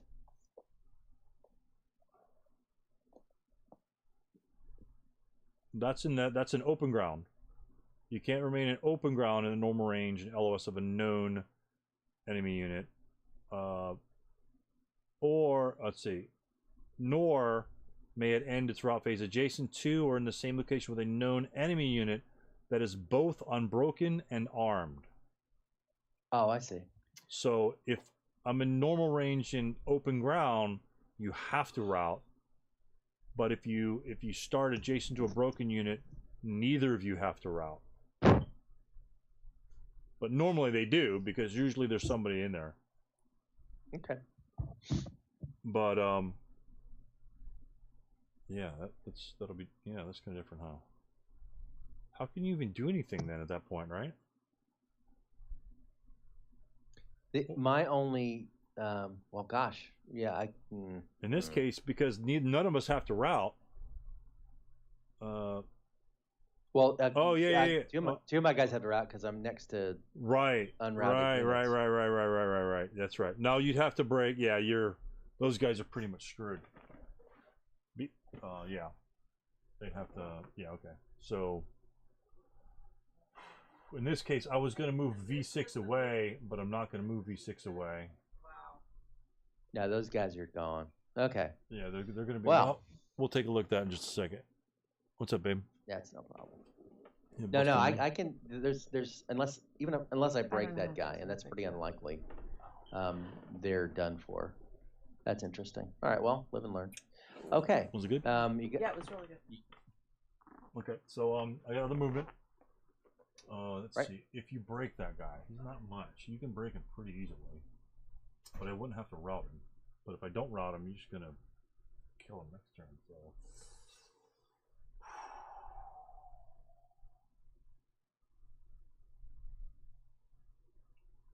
All right, let's do something weird.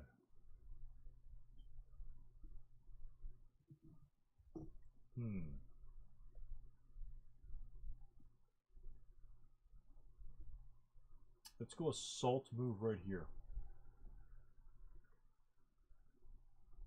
Okay, I am going to fire, of course.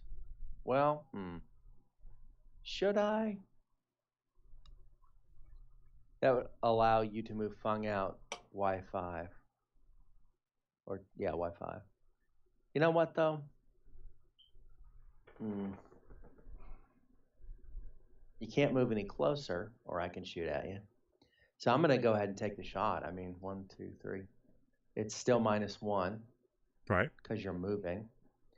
And it's 4. 1, 2, 3. That's 8. 8 minus 1. That's not bad. I'm going to take it. Okay. The big stack? Yep. Okay.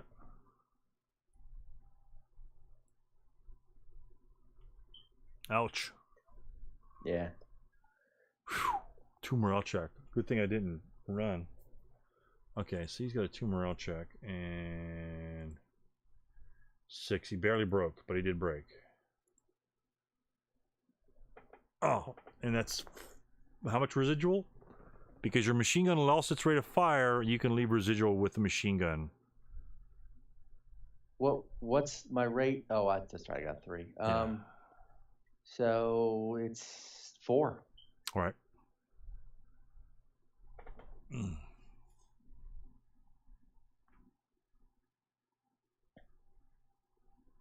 That does allow you to get away, though. Yeah.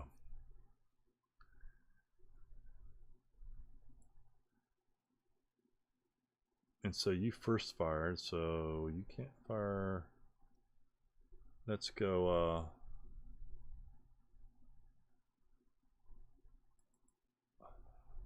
huh.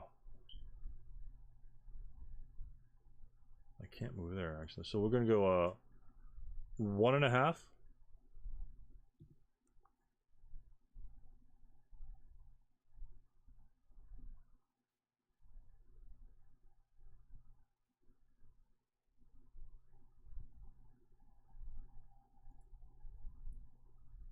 Into X5. Okay.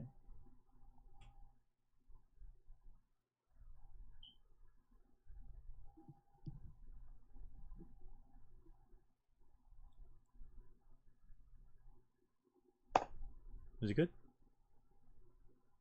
Yeah, I can't shoot at him. You got a conscript in AA7 that has LOS to him. Oh, right. It's 1, 2, 3. And you got the guy at X8 too as well. And he's moving normally.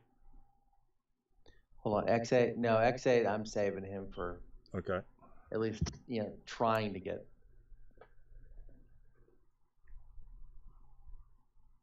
All right. So. Okay. All right. I'm gonna shoot with the. Because I really got pretty much nothing to lose. It'll be 1 + 1. Actually, 1 even. From? Because from the guy in A9. Okay. You got 1 hindrance, but you're moving, so it's even. It's 1. Do you have an LOS at that location? It's not down the spine, so it might be close. Yeah, I'm pretty sure from AA9. All right, to X5. Hold on. Oh, I'm sorry. I meant, my bad. AA7. Oh, the conscript. Yeah. All right, so it's 1 even. 1 plus minus, that's minus 1 for a hindrance, minus 1 for moving, plus 1 for hindrance. And plus 1 for? Oh, CX, that's right. Right. Still worth, that's worth doing though. All right, so 4, 5. 1, 4, 5. Pin task check. Okay, well that might do it. Okay, so he's pinned. Damn, I needed him to move a little bit more. And he's first fired. All right. Oh, dang. I was looking for the right counter for that, but that's so fine. Do you have them on the top of your chart, on the top of the thingy? I do. Okay. I was looking for a way. Well, yeah, but that works. Yeah, you could right-click them or control. There's control. I never use the control markers. I just click and. But that's fine. So that's not fun. He can't move very far now.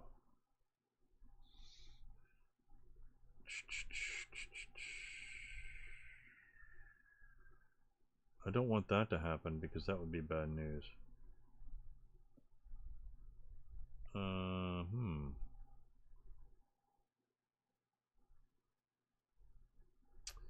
Yeah, this unit will move 1.5.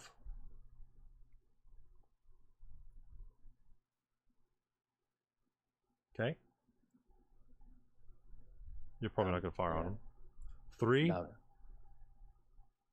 There's still nobody can fire at him at this, except for dude across the way. There's no reason to do that. So. Right, and then we'll go 4.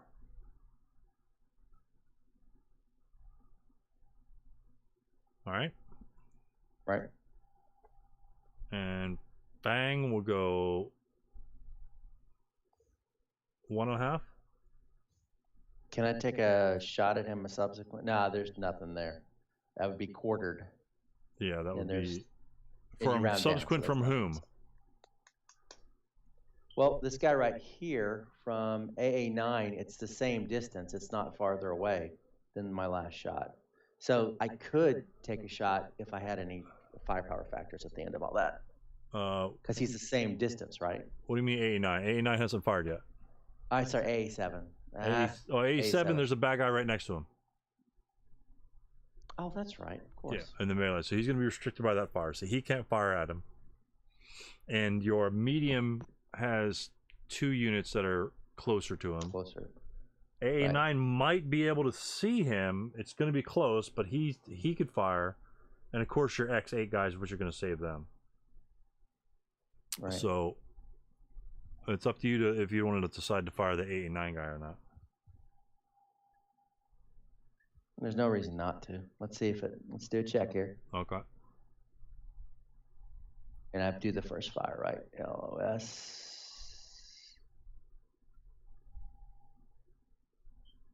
It's red. I can do it. But I got 2 hindrance. But what the hell, right? 1, 2, 3, 4, 5, 6. So it would be a 1. Damn, that's a shot, huh? Holy smokes! I didn't think you'd hit that. 1 plus 2. But why not? Yeah, that's a 1. Is it plus 2? Yeah, because you got it goes through. Yeah, I'm going through 2. I'm going through 2 hindrances. But what else?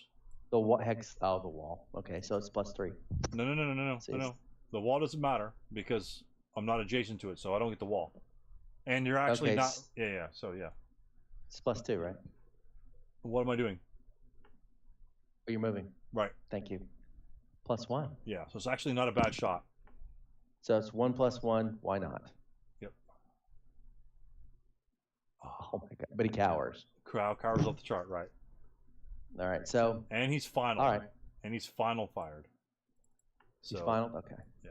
All right. There we go. So yes, actually wasn't a bad shot. I didn't think you'd have the LS, to be honest. So all right. So he'll go 1.5, and then.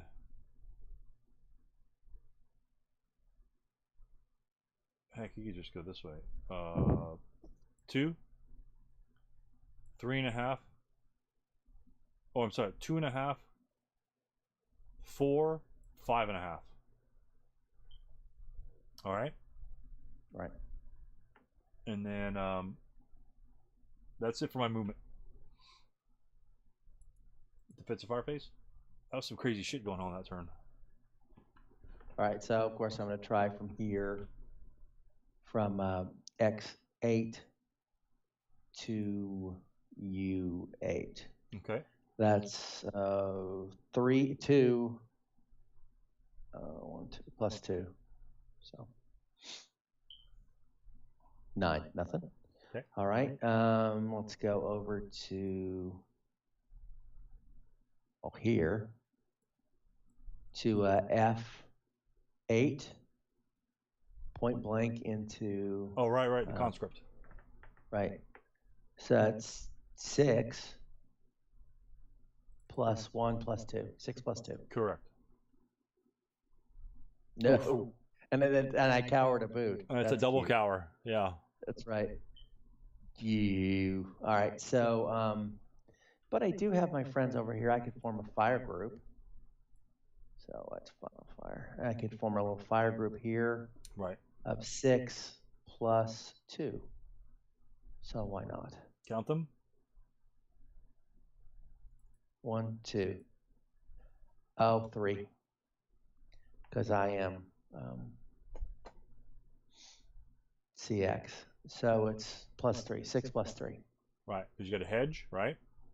You got the your hedge. CX, You got the brush. and you got the brush because one of them hits the brush where the other one doesn't. So Right. you have to count it. Right. What I was missing there was the CC. So that's plus 6 plus 3. Yeah. Oh, hello. Oh, hello. Hello. Holy shit, that's like a result. Oh, man. Oh, that's a sniper check for me, though. Oh, I'm going to lose a guy. I might get a sniper. Oh, shit. Oh, man. He's going to die if he fails. Well, I've never seen sniper before, so that's a good thing. Damn.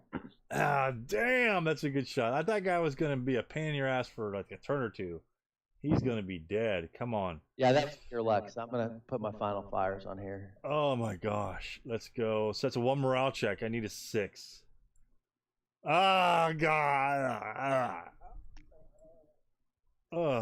So right now what happens, I'm not good order, so I'm broken, and if there were, let's say I had a unit, let me clone this guy real quick. If I had a unit here, and since I was broken, I would lose wall advantage to you in the 336. So at that point, you could immediately claim wall advantage, and then if the unit, like in DD7, were to fire upon you, then you get the wall, then you get the hedge and the hindrance. That would immediately flip to your, you immediately claim it at that point. So just a wall advantage, little bullshit going on there. Okay. So, but yeah, you'd have to read that 1,000 times. Everyone still has questions on wall advantage, so never be afraid of asking garbage questions about wall advantage. There's a lot of weird stuff happening. So anyway, man, oh my God, he's gone. He is gone. Damn. He can't really go anywhere, can he? Yeah, he's screwed. He has to yeah, he's done. He's donezo. All right. Any other fire? Oh yeah, you got CC7.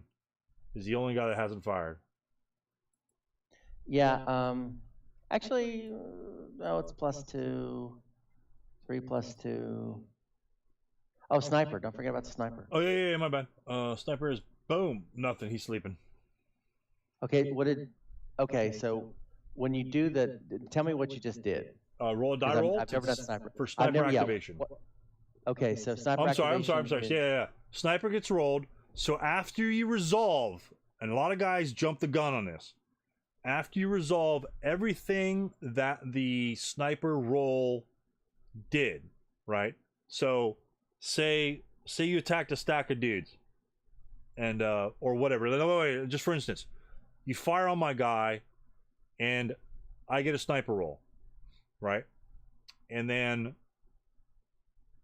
you resolve all of the effects of the roll that generated the sniper before you do the sniper roll, because things can happen where somebody can heat a battle and his morale go up.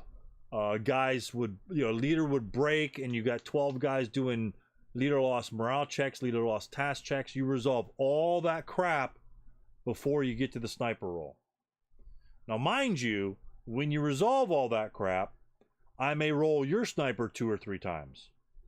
And so you got to keep track of how many snipers you're due, because my sniper roll occurs first, then your sniper rolls occur after, during that melee or morale check or whatever. You resolve everything that dice roll does before you get to the sniper roll, and vice versa. Okay. So a lot of guys will jump to the gun and roll a sniper before they roll leader lost morale checks and things like that, or wound die rolls and a whole bunch of other stuff. Because like for instance, like a wound die roll, if you roll snake eyes or whatever, you activate my sniper, and I roll my sniper first, my whole stack may be dead first. My leader could do a casualty reduction and take a wound and die, and just lots of things. So you just resolve what you're doing first, and then move on to your sniper. He's still going to be waiting for you. So, but yeah. He's donezo. So, and then So you needed a 3 or lower on that to activate him. I got my bad. So yeah, if you go on the sniper, a 1 or a 2 will activate a sniper. Oh, okay. And then one thing you do is when the sniper is activated, you still have decisions to make. If the sniper gets activated, you could then take that result and resolve the sniper. Or if you've activated a sniper, you can then take your sniper counter and place him anywhere on the board, as long as it maintains the same, place within six locations of enemy units.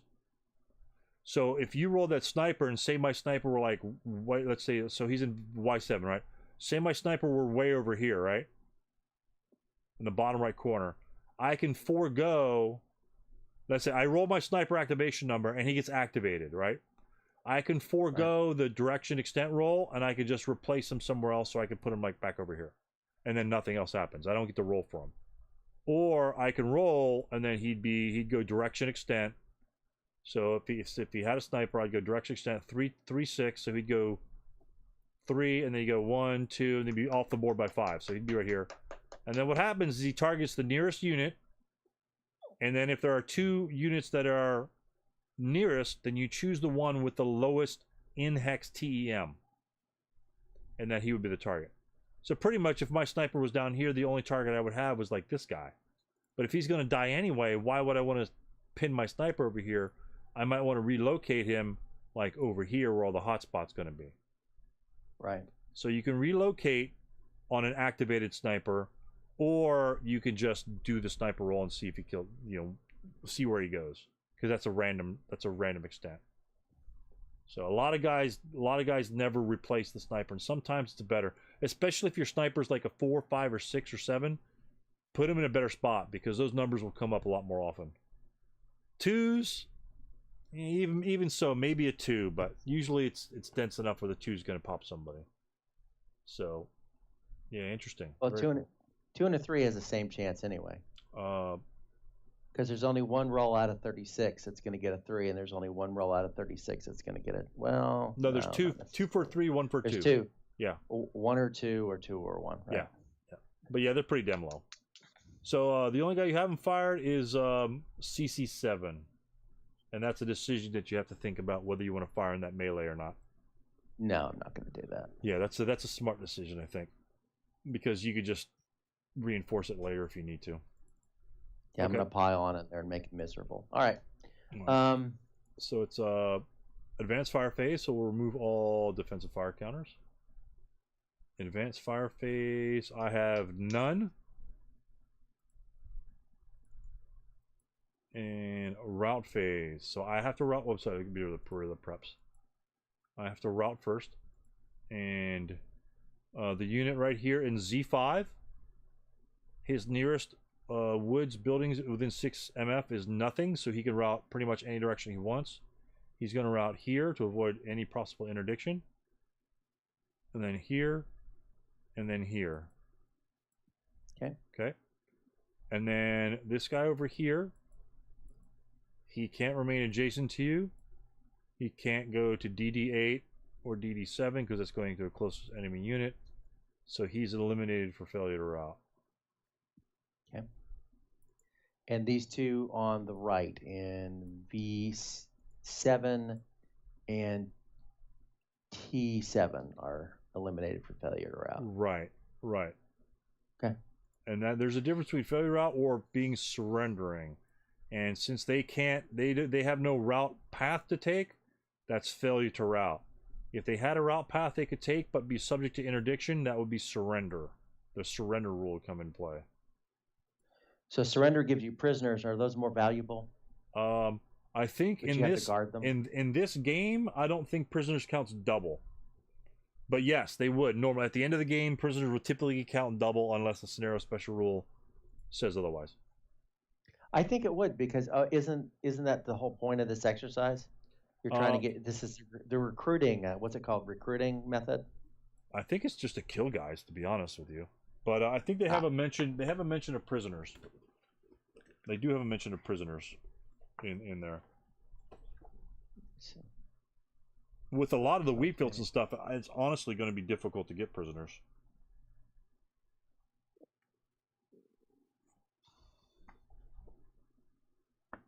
Well, you know what? It'll be like an LM2. Hold on. I'm sorry? It's the points.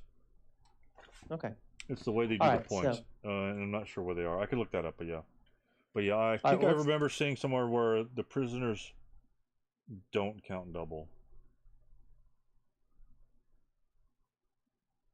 Okay, but y'all look it up. It doesn't matter. But yeah, at this point, we don't have access to prisoners, so both those guys just die. They're all gone.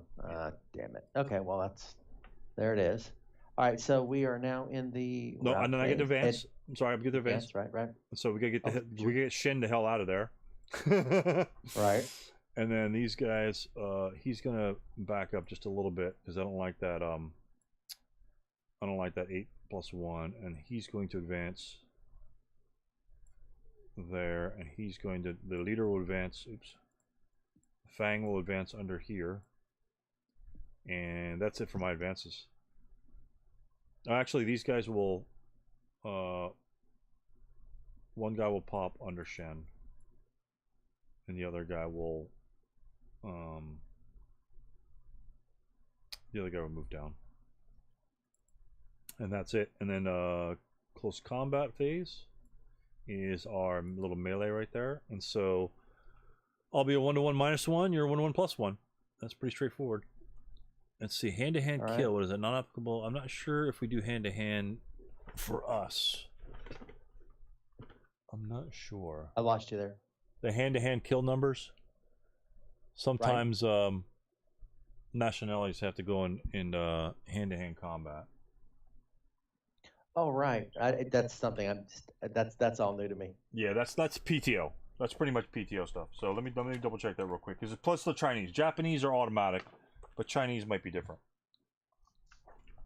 Do you like playing PTO? It's a different game. It really is a different game. The Japanese don't break; they just reduce. And yeah, so they step reduce. Yeah, so they keep coming at you. So you still got firepower. So it's it's difficult, but you lose leaders very fast as the Japanese. That's what the Chinese do in Forgotten War. They step reduce. Oh really? Oh wow. Yeah, it's crazy. Once I get some kind of grasp on this game, I'd like to try that. I'm really interested in the Korean War. I don't know if you noticed, but I'm really interested in all of this. This is it's the story is most important to me, probably because it's all I ever read or listen to. Yeah, absolutely. And then you're just kind of recreating some of it. It brings it alive. It does. Yeah, and that's where I do my replays, and I read up a little bit of history of the replays, and I look on the maps where these fights actually happen, and then I just go to those little towns and have a look sees like this is actually where these fights happen, instead of just being a piece of paper and some random boards that don't mean anything. You know, they're Right. actual locations and their actual history that's written about these guys. So let me see about the close combat. I know there's dare deaths. You could technically go. Chinese can make human wave attacks, just as if they were Russians. But I had a bunch of hidden guys, and you probably didn't want to do that anyway so far. Dare death multi-man counters. Not available in this scenario. All right. Okay. Yep. So that doesn't apply. And I think it's about it. Okay, so it's just straight up. Dare death multi-man counters enter into and resolve hand-to-hand close combat as if they were Japanese. So, but that doesn't apply. All right, so this is a 1-to-1, right? Yeah, 1-to-1 minus 1 for me, 1-to-1 plus 1 for you. You need a 6, I need a 4. Okay. Right. And if I roll my 12, you can run away. And we're... Nope. Okay. I got lucky. Well, that's all right. All right, so now this means I can just shoot at you next turn. That makes me happy. Yeah, he's still in a world of hurt. He's still in a world. I had to get lucky on that one there. So, but he's still in a world of hurt. That's cool. So, all right, you've got him over here. All right. Yeah, and that's why I moved that guy to X3, and I moved my leader and those other guys to try and get across the road, because if he breaks, then you've got a whole bunch of guys on that side of the road that can just be troublesome, to say the least. Well, it was a bad turn for Shanghai Shek. So. Oh my goodness. That's crazy. All right. Well. No, that was kind of a crazy turn. All right. So now, where were we? All right. So it's my turn now. Right. And I'm going to try to rally. If we can all try to rally. Yep. Try this dude here. It's +1 because I'm in woods. So 7 or below. Correct. So he's good. That's very good. Gives you some good. Wow, it's good fire. Wow. It's a start, you know. Let's see. How do I? Oh, this pin's gone. Yeah, I'm looking for how to unbreak here. Hold on. You can click on them and just press break again. The break. There we go. All right. So very cool. Very cool. That was a good roll. That's what you needed. Definitely what you needed. All right, and that's it. So you can try to. Okay. So rally your guys down. Fang down here in the bottom, or Fong. We'll go the undm'd unit first. No rally bonus terrain, so it's just base 6. So he needs. No, you got -1, dude. Yeah, but that's a leadership modifier. But he doesn't get a bonus terrain, so he needs a 7. So that's I think it's a rally. So an 8 fails. The unit below him needs a 3. Oh, damn, that's close. Very close.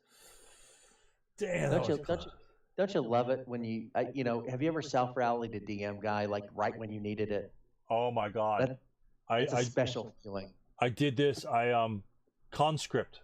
I had a conscript unit. If you it's in one of my replays. It was so brutal. God dang it! What replay was that? It's where the Italians are coming across the bridge and the Russians are there. I'm not sure if it's in one of my replays. Anyway, I had a broken conscript squad that was DM'd. He was adjacent to me, right? So that's the only guy I self-rally because everyone else is disrupted. I roll Snake Eyes, so it's leader creation. So he pops up, pops a leader, and breaks the guy adjacent to him. And then he was screwed because he couldn't route anywhere, so he lost that. He surrendered. Pardon me. Oh, it was really, but yeah, it happens, and it's really fun, and you never forget those times. But yeah, it's like Snake Eyes will come, but like the 12s will come just as good. The 12s are just as bitter as the 2s are sweet. So, and I have a feeling that these one of these snipers is going to make an impact at the most inopportune time. So, and then prep fire phase, unless you have any rallies. I don't think you can I don't think you could deploy, to be honest. But you might. No, and I'll be honest with you that I know there are tactical reasons to do that, and there are good tactical reasons to do that. I don't know what they are, Right. so it's not likely to happen. All right, so I'm going to prep, and I'm going to fire at. I mean, why not, right? I'm going to fire at this clown right here. I've got 2 6s, +1. Okay. Which one do you want to do first? The one in AA. No, I'm going to do the one in CC9 first. Okay. CC8. CC. No, Oh, he's in CC7? CC7. Okay, gotcha. All right, I'll put a prep on him. Thank you. No. And the other guy. Okay. Okay. Oh, there's your sniper man. again. There's your That's sniper. probably a conscript, no less. Holy crap. So that's a 4. Holy moly. 4 on the 6. So that's a 2 morale check. And he's pinned. He's okay, but he's pinned, which means he's probably going to die anyway. So that's probably worse. My guys are hungry. I have dinner now, and I'm pretty pleased about that. Okay, this situation here is where he would voluntarily break. Route. And then route away. Because you're going to lose your CX, and then you're going to jump him. It's not going to be any ambush, and it's going to be at least 2-to-1, assuming nobody else gets near that location. So that's a possibility that he may pursue. 3, 4, and but his nearest route location is, and yeah, an MF is EE5. He won't be able to make it there in one route, but you know that's the things that you're looking at. He could voluntarily break, or he could stay there and see what happens. But I can't do anything until later. So right. There's your preps. Okay. And I'm just going to remove the CXs now because you're not going to be moving. Okay, let's not forget about your sniper. Oh yeah. Oh, getting closer. He's waking up. No, he's just biding his time. He's waiting for a shot. That's right. Okay, so I don't have. I don't have any other prep. Okay. All right, so we don't move the CXs till the end of movement, right? So those stay on, right? Right. Well, technically you remove it at the beginning of movement, but you just leave it on there for right now. So as soon as you start moving, you can just remove it. It's pretty easy to remember that he was already CX'd. All right, so. Or what you could do, technically what you could do like in Valve, say if you move the FF6 guy, then you just leave the CX where he was. And then you can just remove that later. But whatever convention you want to use, but usually it's not a problem. Usually not a problem just to remove it and then just move it. All right, so I'm moving this clown here in, that's W9. W9. Yeah. Oh, yeah. The guy you rallied. Yeah. Okay. Take a shot. No, it's good. All right. So that guy right here in W8. I'm sorry, X8.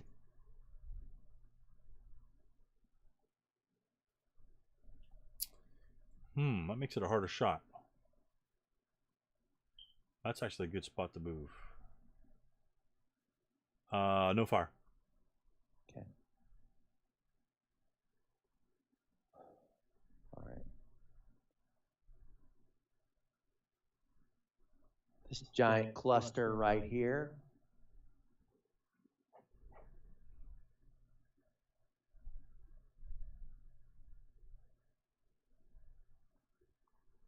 I wouldn't say I'm proud of myself, but I actually did something intentionally that made this move possible.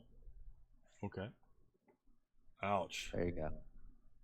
Well, yeah, you're still picking up guys. What? I'm not sure what the deal is with that. I don't know either. Let me go ahead and get rid of this. Up. That's just weird. It shouldn't pick them up. Oh, prep fire dude right here. Okay, yeah. Mine are not picking them up. Do you highlight the whole thing again when you're moving it? Do you like put your box? If I do, I don't need to. Okay, like as soon as you highlight it, like maybe yeah, as soon as you get your stack moving, just all you do is click and hold the stack. I don't know if you're making a box around it again to move it again, or just moving the whole stack. Maybe I am. If I am, I'm not intending to, but it's I'm not sure. So yeah, so he's well, hold on, I can still fire. So AA, and so you move to AA7, right? The big stack moved to AA7, right there, right? The pin guy can still fire, and he will fire right there. Okay. So he will first fire. It's going to be doubled and halved since he's pinned, and it'll be so 2. And then what modifiers am I looking at? -1. Right. So it's 2 -1. This could get ugly, but yeah, it could get ugly. Probably not, but that's a 4 on the 2. Yeah, it's a 1 morale check. It could get ugly. Ouch. Okay, so officer first. Damn it. All right, so he's crying and whining. Yeah, it's Raider broke. Yep. All right, so. Okay. The crew. Oh, shit! Oh shit! No. Okay, that's funny. I'm willing to laugh at that. Okay, so he. He's just gone. No, you can half a crew, can't you? No, you see our crew, they're gone. That's the shittiness about it. Okay, well there it is. There it is. Oh my gosh, that's so unlucky. Well, the conscript, who cares about the conscript, but the crew, you're like double whammy because now your medium's going to be. I took a risk. It happened. Yeah, and I got a lucky roll. I mean, there's nothing wrong with that. Absolutely. All right, so the 337. Oh my god. Oh. It's all right. It's all right. Okay, re-breaks. Now, what did I roll on that? 5, 4, and the you got a 5. You got a 5. So that's a 1 morale check. So yeah, he failed ELR too. So he got screwed too. Oh, okay. Let me go back to him. Oh god. Let me go back to that guy. Remember when they say don't move in stacks? Yep.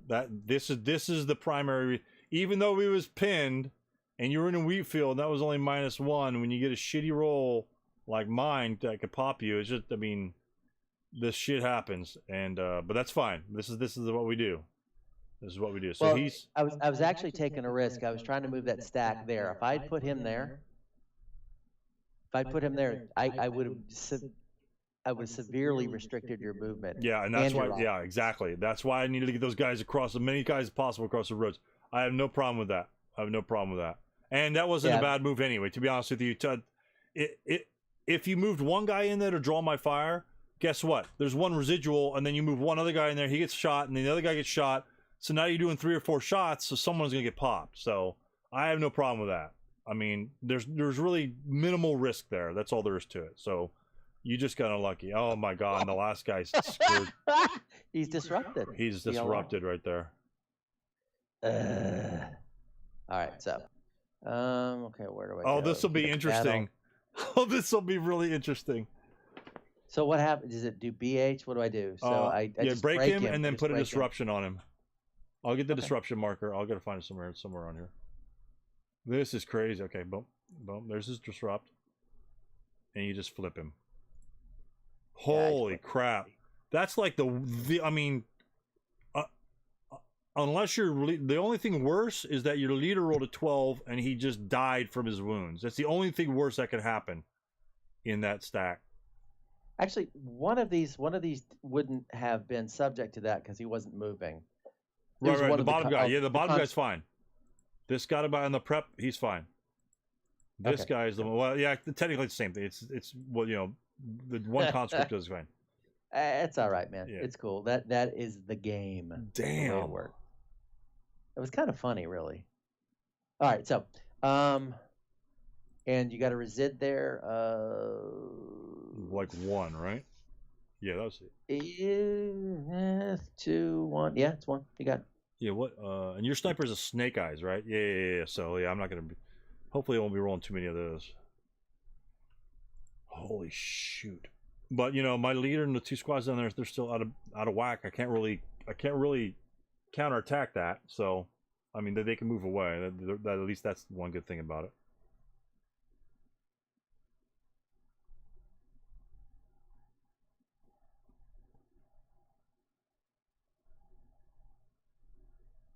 And this guy isn't moved over here. He's. Oh, sorry. Oh. It's all right. I unmoved your FF6 guy because I moved him earlier. Okay. So you got right, your so AA9 guy. You got the guys all on the left side and Chung to move. All right. I learned my lesson here. Chung's going to stick back there and catch people as they fall back, which may or may not happen. Well, where are you guys going to route to? Oh, where are they going to route to? Yeah. There's only they can't move next to this guy here, so they're going to have to route back to that open square. That's where they're going to have to route to. Okay. Where's your nearest woods? Right here. Z8. Correct. So Chung can make it to those woods, and pretty much he won't be subject to any real hazardous fire. I mean, I can shoot at him, but I'm looking through 2 wheat fields. And he can help rally the leader next time so he doesn't have to self-rally. That's Fair something enough. you might All want right. to think about. You know what? You're right. And I appreciate the, that there's no reason not to do that. All right, here's the path I take. And thanks for the suggestion. You didn't have to do that.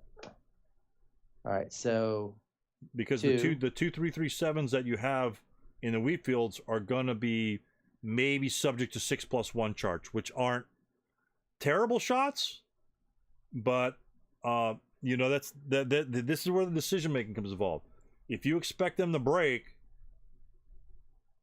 well, if they both break, they're both gonna die because my whole force on the right hand side is just gonna shove forward, and then Chung will be out of the danger zone anyway at that point. So I think Z8 would be a safe move for Chung, considering your entire left flank needs a leader now. And you don't have to, and you don't have to necessarily move in there, mind you. That's the same thing we were talking about in the GG row. You don't need to be there right now in case I had like a medium machine gun like in Z4, right? Right. And if you moved in there, I could pop in with my medium machine gun because I still have a -1 leader off the board. So there's that. So you don't want to move in there necessarily first, just for safety reasons. And you could always advance in there. Those guys are going to route, and then you're going to advance safely. That way you don't get broken. So, but yeah, I don't have anybody firing at the guys up top as he runs across. So, but there's possible that I might have a guy like in this big wheat field down where my broken guys are. There might be somebody down there that could be looking down that road that might want to shoot at that woods hex. Because remember, your leader advanced in there, remember? Yep. So those guys advanced in there, so that if you moved in there, I might have taken that shot if it was available. But since you advanced in there, I might want to keep myself hidden a little bit more. But yeah, just move him there, and then that way he'll be a little bit more safer on that next move. So, anyway, you have some other guys to move? I do. And to be honest, that my little 337, I got lucky on that pin, so there's a lot of lucky rolls I got on that side. No, I mean, I took chances and they didn't pan out. Yeah. But things are working well on your left, so I can't complain. Yeah. I mean, I still have a chance of pulling something out of this. Oh, definitely, by all means. I mean, there's a lot left of this game, and I mean, you still have a lot of units. You still have a lot of units. I got a strong force on the right. You got a strong force on the left.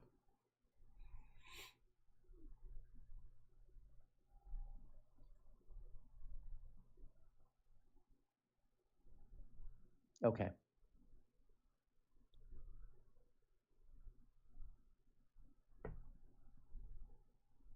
Yeah, because I do have things to do. I'm just trying to figure out how best to do them.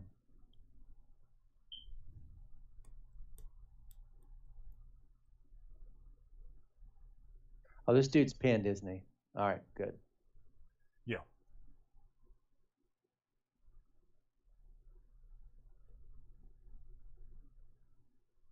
Remember, I have 2 medium machine guns that are worth 2 victory points apiece.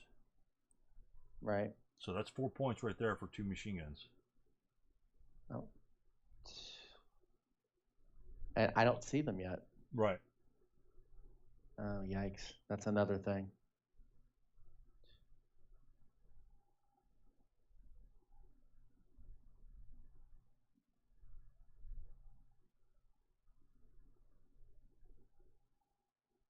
Trying to figure out how to finagle something. You'll see what I'm thinking about. That's okay. Yeah, that's okay. No problems.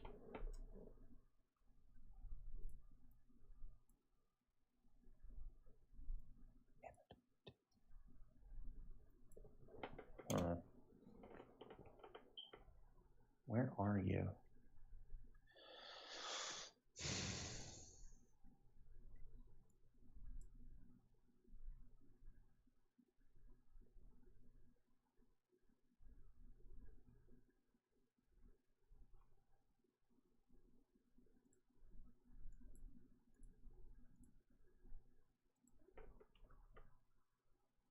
One.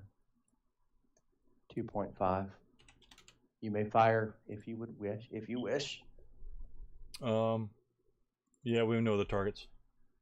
He's gonna subsequent first fire. Yeah, it's gonna be a 1/1. Yeah. Because he's pinned and halved and doubled.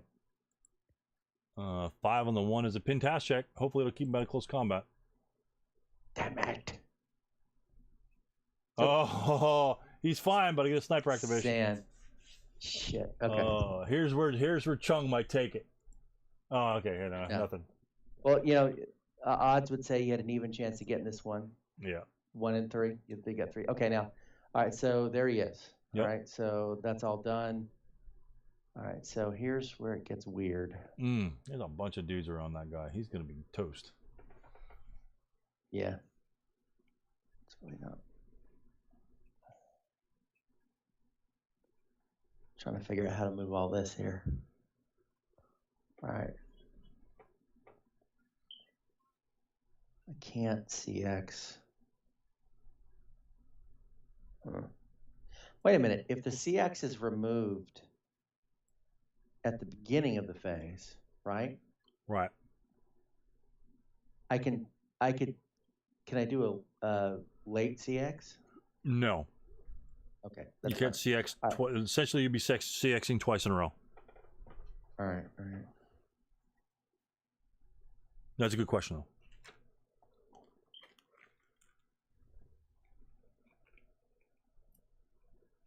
All right. I might as well use the cover of the woods here because I can't get across. I don't know where those machine guns are. All right.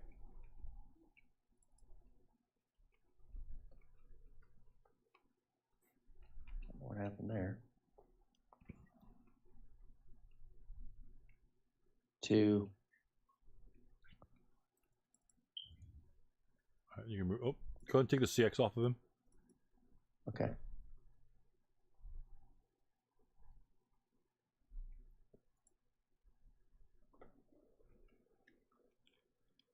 Two. 4. All right. You'll have to bounce back because that's one of my machine guns. Okay. Oh, sweet. Okay. Wow, that's going to get ugly real fast. All right, so it is, you've got 7, 14, 12. No, it's only going to be 8. 8, oh, wow. Oh, 8 minus 2. What do we got? What are the terrain effect modifiers? All right, you're +1 because of the woods. Right. Which are -1 from, oh, it's minus, so it's -1. Correct. It's 8 minus 1. Right. And yeah, that's just about 8 minus 1. So no rate of fire. I have since I'm in woods, I must designate a covered arc. It really doesn't matter too much, only to a very, very limited extent, but I will so anyway, what are all 7?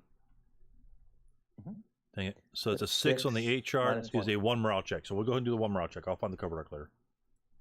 All right, he's pinned. All right. Thank God. Wow.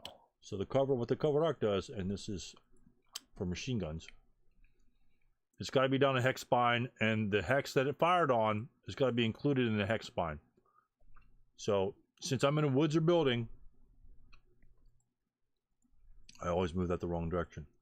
His covered arc can either be like this way, so now he's got like a covered arc like a gun, right? And he can only subsequent first fire in that direction, or I can make the direction this way, so now he can only fire on the left hand side. So I'd have to choose in this particular instance, simply because you're on a straight hex row, of which direction to fire. So since you're adjacent, it's really not going to make that much of a difference. 99% of units have moved. The CX unit, the conscript, really can't go through the wheat fields, so I'm just going to keep it on that side over there where it is right now. So if he had any if he had rate of fire, he could only fire within that arc. That's what that means. If I try to, he can get a subsequent or final. Yeah, he could fire right? again, which might break the weapon down. So it'd be a breakdown of 9. But I'm not going to do that, because if the weapon breaks, I'm doomed. There's too many victory points for that. But yeah, I could subsequent first fire on the second movement factor of you bouncing back. But I've got more units I can throw in there. So. Right. Oh yeah, sorry, 4 residual. Okay, right. That's huge. It is, but I could. Did you mean to leave your covered arc up there? Yes. Okay. In case you moved like to FF5, then I could fire on you again. But if I did the covered arc the other way, like to DD6, then you could just walk up to FF5, and I couldn't fire my machine gun at you. I could fire the crew, but I couldn't fire the machine gun at you. I'm sorry, and he's first fired. My bad. Okay, but if I went to GG5, you could fire in there, right? No, because okay. Target selection limits, because your other guy's adjacent to me, and I can't fire beyond that one hex. Right. So if I come in an FF4, I can kind of sneak up on him. If I go GG5, yeah, GG... yeah, I could subsequent first fire with the crew, but not the machine gun. Right. I believe so. It would be 2 -2, right? That would be 2 -3, because the Zhao is to -1, which is still a hell of a chart. Which means an 8 is a morale check. Okay, now I missed a trick, and I'm sorry. -3? Yeah, because -2 in the open, right? Right. And then -1 for the leader. Oh, right. Okay. Because Zhao's with him. You know what? At this point, it's worth the risk. Okay. All right, hold on. On your second movement. This one right here? Yeah, right there. Oh, okay. Okay. While you're in the middle of nowhere, I'll pull my other machine gun out of my ass. Well, I'd like to, that's kind of that's a trick, man. That's a big weapon. I'm sure it hurt. Yeah. Now, okay, so where is it? It's in FF2. Oh, fuck. As in, fuck, dude, gotcha. Double fucked. So that's that's only a 4 -2, but he does have a leadership modifier. But Chang is a sniper shot. He's the sniper. That's why my sniper hasn't activated all day. So that's a 4 -2. So we'll see what happens. All right. Oh, I think we know what happens. And we get ready to fire. So. Oh, that's insult to injury. Yeah, he's gone. Damn. Well, once again, towards the end, start taking those chances. I think, I'm not a quitter, but I think at this point. No, you got to go through close combat. You got to kill that little bastard in close combat first. Oh, but I think, wow, that was brutal. Well, those medium machine guns are 2 points apiece. Now you're down 2, 4. So if you got both medium machine guns, and of course you got to kill the guys to probably get them, right? So what I would do is, since you're behind a number of points, is just bum rush the hell out of those guys. Just throw everything you got on. You got 4 squads in that area that could just charge Zhao, and if you get him, the other guys can charge Zhang, and that Zhao's worth 2 points, the crew's worth 2 points, and the medium's worth 2 points. So that stack right there is 6 victory points. Gotcha. So there's no way you're gonna punish the guys up in the top right refield. You don't have enough guys. I mean, you'd have to pull something really crazy. But you've got 3, 4, 5 squads on that left-hand side, and I've got those 2 broken units, which there's a possibility they won't rally. I mean, it's possible. So I've got nothing to defend those mediums with. What I was trying to do is I was trying to get my medium in position where my sniper is. That way I could bring advancing fire on those guys, DM them again, and also put myself in a position where you basically couldn't move. I can't cross the road. That's why I saw that too. It's like, oh, if he gets there, I'm doomed. And that's why I try to get as many guys. The wheat field slows him down a little bit. But yeah, I had to get him because my mediums were the only thing over here, and you had all your guys on that side, and you could just decimate that entire side. And that's but I just I got like a shot there, and but yeah, I mean, it's still here. You still got advanced fire from the 337 that's pinned, and my guy did damage to you. There's no reason why you can't do damage to me. So, but you need to kill that guy in close combat. Even if you want to concede at the end of the turn, you got to kill that guy first. You got to get something back. You got to get that morale back going.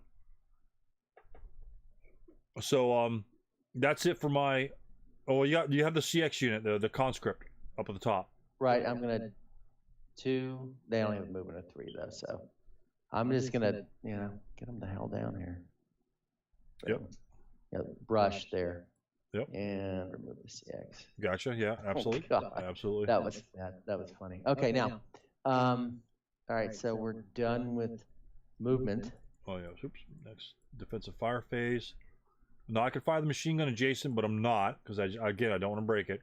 The final fired guy in BB6 can't fire again because he's finaled, and you're not moving. And that's like a +2/+2. I'm not even going to take that shot. So we'll take our 6 firepower +1 shots, 1 on each of those guys down the bottom. We'll fire Shen and the buddy next to him, the V6. Right. At your guy in V8, so he's a 6+1 because of the 1 wheat field. Oops, sorry, didn't mean to do that. That's okay. Well, I'll need him for the other guys. So 6+1 there. Oh god. So it's a 1 morale check for the guy on V8. You need a snake eyes. You need a leader. You need a berserk or something. Ugh. Ugh. ELR. Yes, you're correct. Okay, so battle R. Boop. Okay. And the other one. And the other one, same thing. Oh, but the other 2 guys. Yeah. Okay, that's absolutely nothing. And that's all I have. That's all I have. So remove residuals, remove defensive fire, and you advance fire. Oh yeah, sure. You got a pin couple guy shots. right here. That's 3+1. Correct. 2+1. So we're nope. 7. 2. Yeah, missed by 1. All right. Now, and why not really?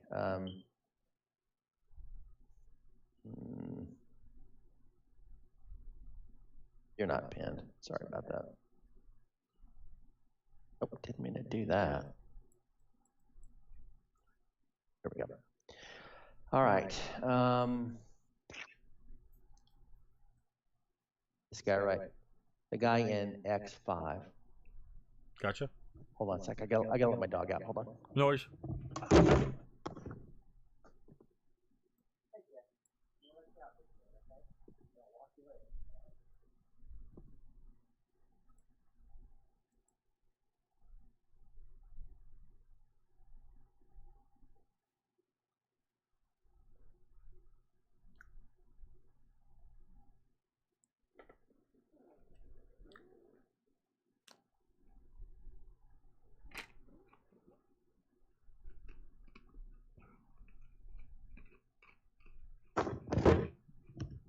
Yeah, I know what that dance means. It's time for him to be let out. Yeah. He's a good dog. All right, so, all right. That was 2 + 1. Is that what I was doing? Oh, Yeah. That's the guy in X5. gotcha. All right, so that didn't do anything. That didn't do anything. And here's the thing. This is where it gets moderately strategic. I'm not going to shoot at this guy here. The pin dude? Yeah, I'm not going to shoot at him because I don't want to break him. Right. Or generate a sniper. Right, I want to maul him. So that's not going to happen. All right, so that's it. That's all I can do. So. All right. Route value. No, I could voluntarily break him, but could you can't? Oh, can you? Oh, you're pinned. That's right. Yeah, I could voluntarily break him and get him 1.5, 2.5, 3, 4. Yeah, technically I could break him and route him the entire way down to Fang. Technically, and but you know what? I'm not, because if you don't kill him, that means those guys are going to be stuck there for another turn, and my guys can move freely. And if you do kill him, if I move, that means your guys can defensive fire and then move up freely the next turn. And I don't want you to get that hedge before I get that hedge. And I need those guys available down there. Now, if my guys in AA3 were unbroken, I would break that guy and drop him down, and my unbroken guys would jump up and take the hedge before you could claim it. But since they're broken, I've got nothing else to defend over there other than that medium machine gun. So anyway, I'll leave him there. He'll probably die, but I might be able to take somebody out. Right. And then, but you have a broken unit in V8? I have several. Oh, yeah. You're stacked? Well, you'll have to, since your crew... I have to leave it. Yeah. I'm the only one that can take my guy with it. Yeah, you have to leave the medium. But the medium is no value for you. There's no victory point for me to capture your medium. Not that I'm going to get it anyway, because you got 4 guys around there. All right, so... I'm going to do these one at a time, of course. There's my officer. Now you know the route path I'm taking. Yeah, so everyone's going to Z8. There's no interdiction or nothing like that.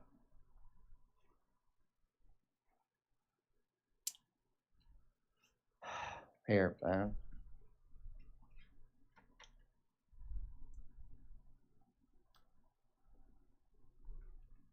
gets left over there.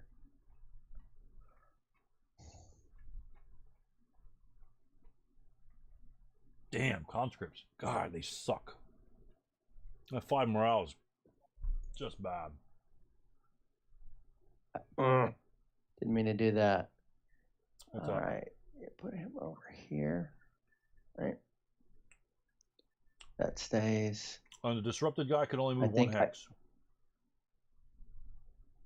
Oh, he can't move, can he? Oh, he has to move. That's the only time he can move. Oh, yeah. But he can only move. He can only move 1 hex. Yeah. I'm sorry. He can only move how far? 1 hex. Because he's not subject to normal route. But the other guy can make it to the yeah, absolutely. The other guy can make it to Z8. All right. Yeah, that was crazy. Yeah, if you had that guy in AA6, I think the game probably would have been over. Because I think you would have found my MMGs and be able to pounce on them before I get guys over there. So literally that one roll probably saved me a bunch of headache. That's the game, man. That's what's so great about the game. But this will be crazy here. So yeah, and then that guy can go the entire way up to leader. I'm gonna advance. No, not yet.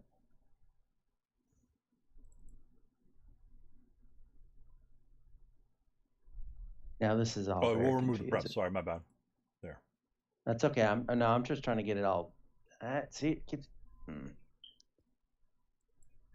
Yeah, left click off the stack, and then double click to expand it, and then single click on the unit that you want. If you want to select more than one unit, then you hold down Shift, and it will select just one. So. Yeah, it will select or deselect units. Say like if units were like 1st, 3rd, 9th or something like that, then you could select each of those and pull them out separately. Okay. All right, so this 5 right here goes. Did that work? No, it didn't.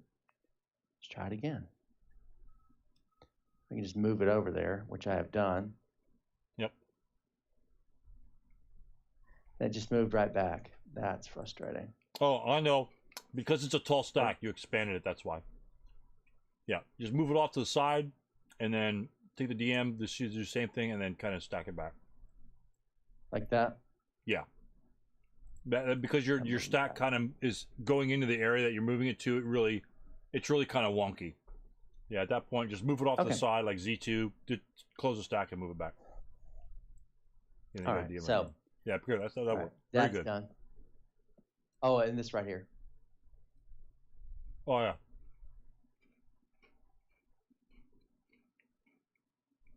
So I want to get it out of there. All right, so we're done routing, I think.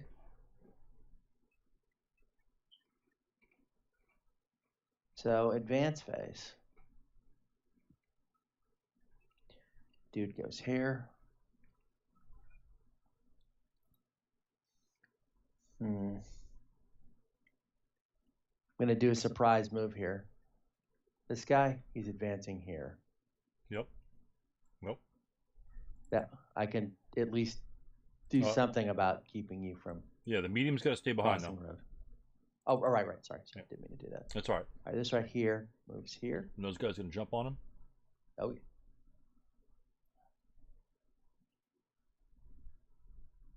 Okay, and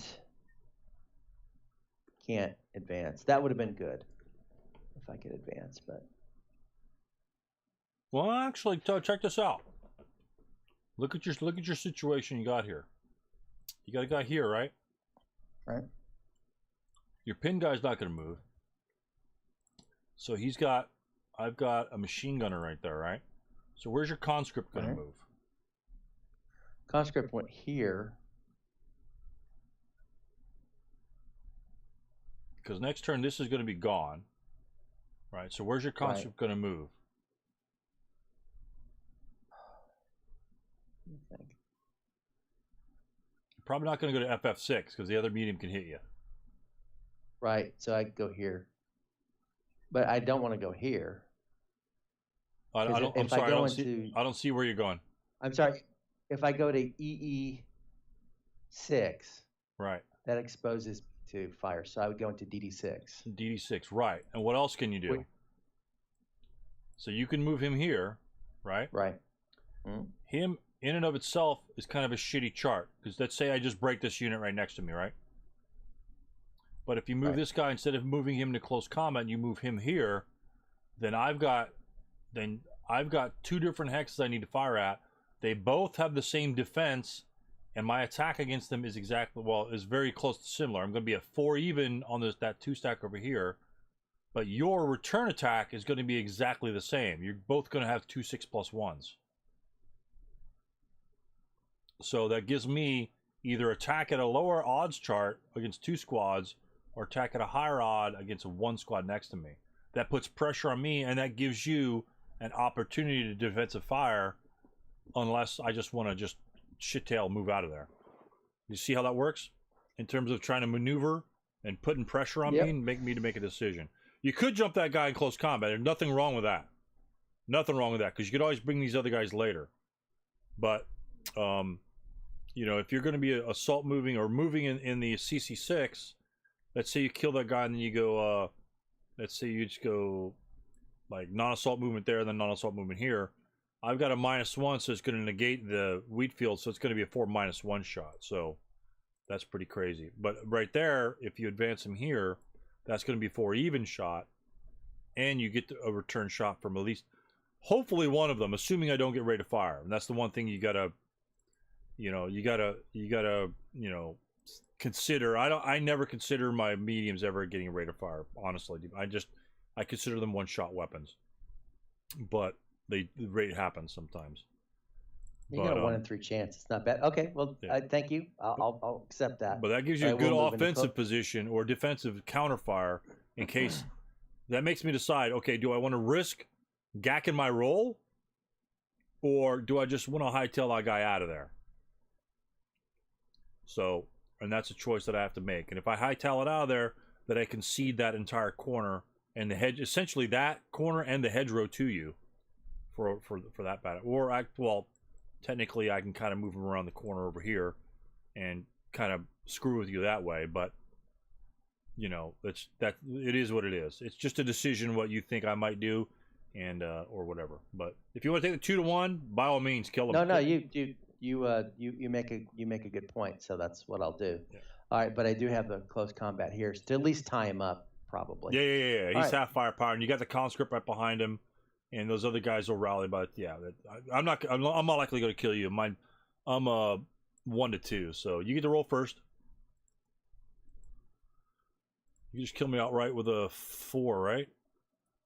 Am I 1-to-1 or 2-to-1? You're 1-to-1. My defense is the same. My offensive capabilities is halved.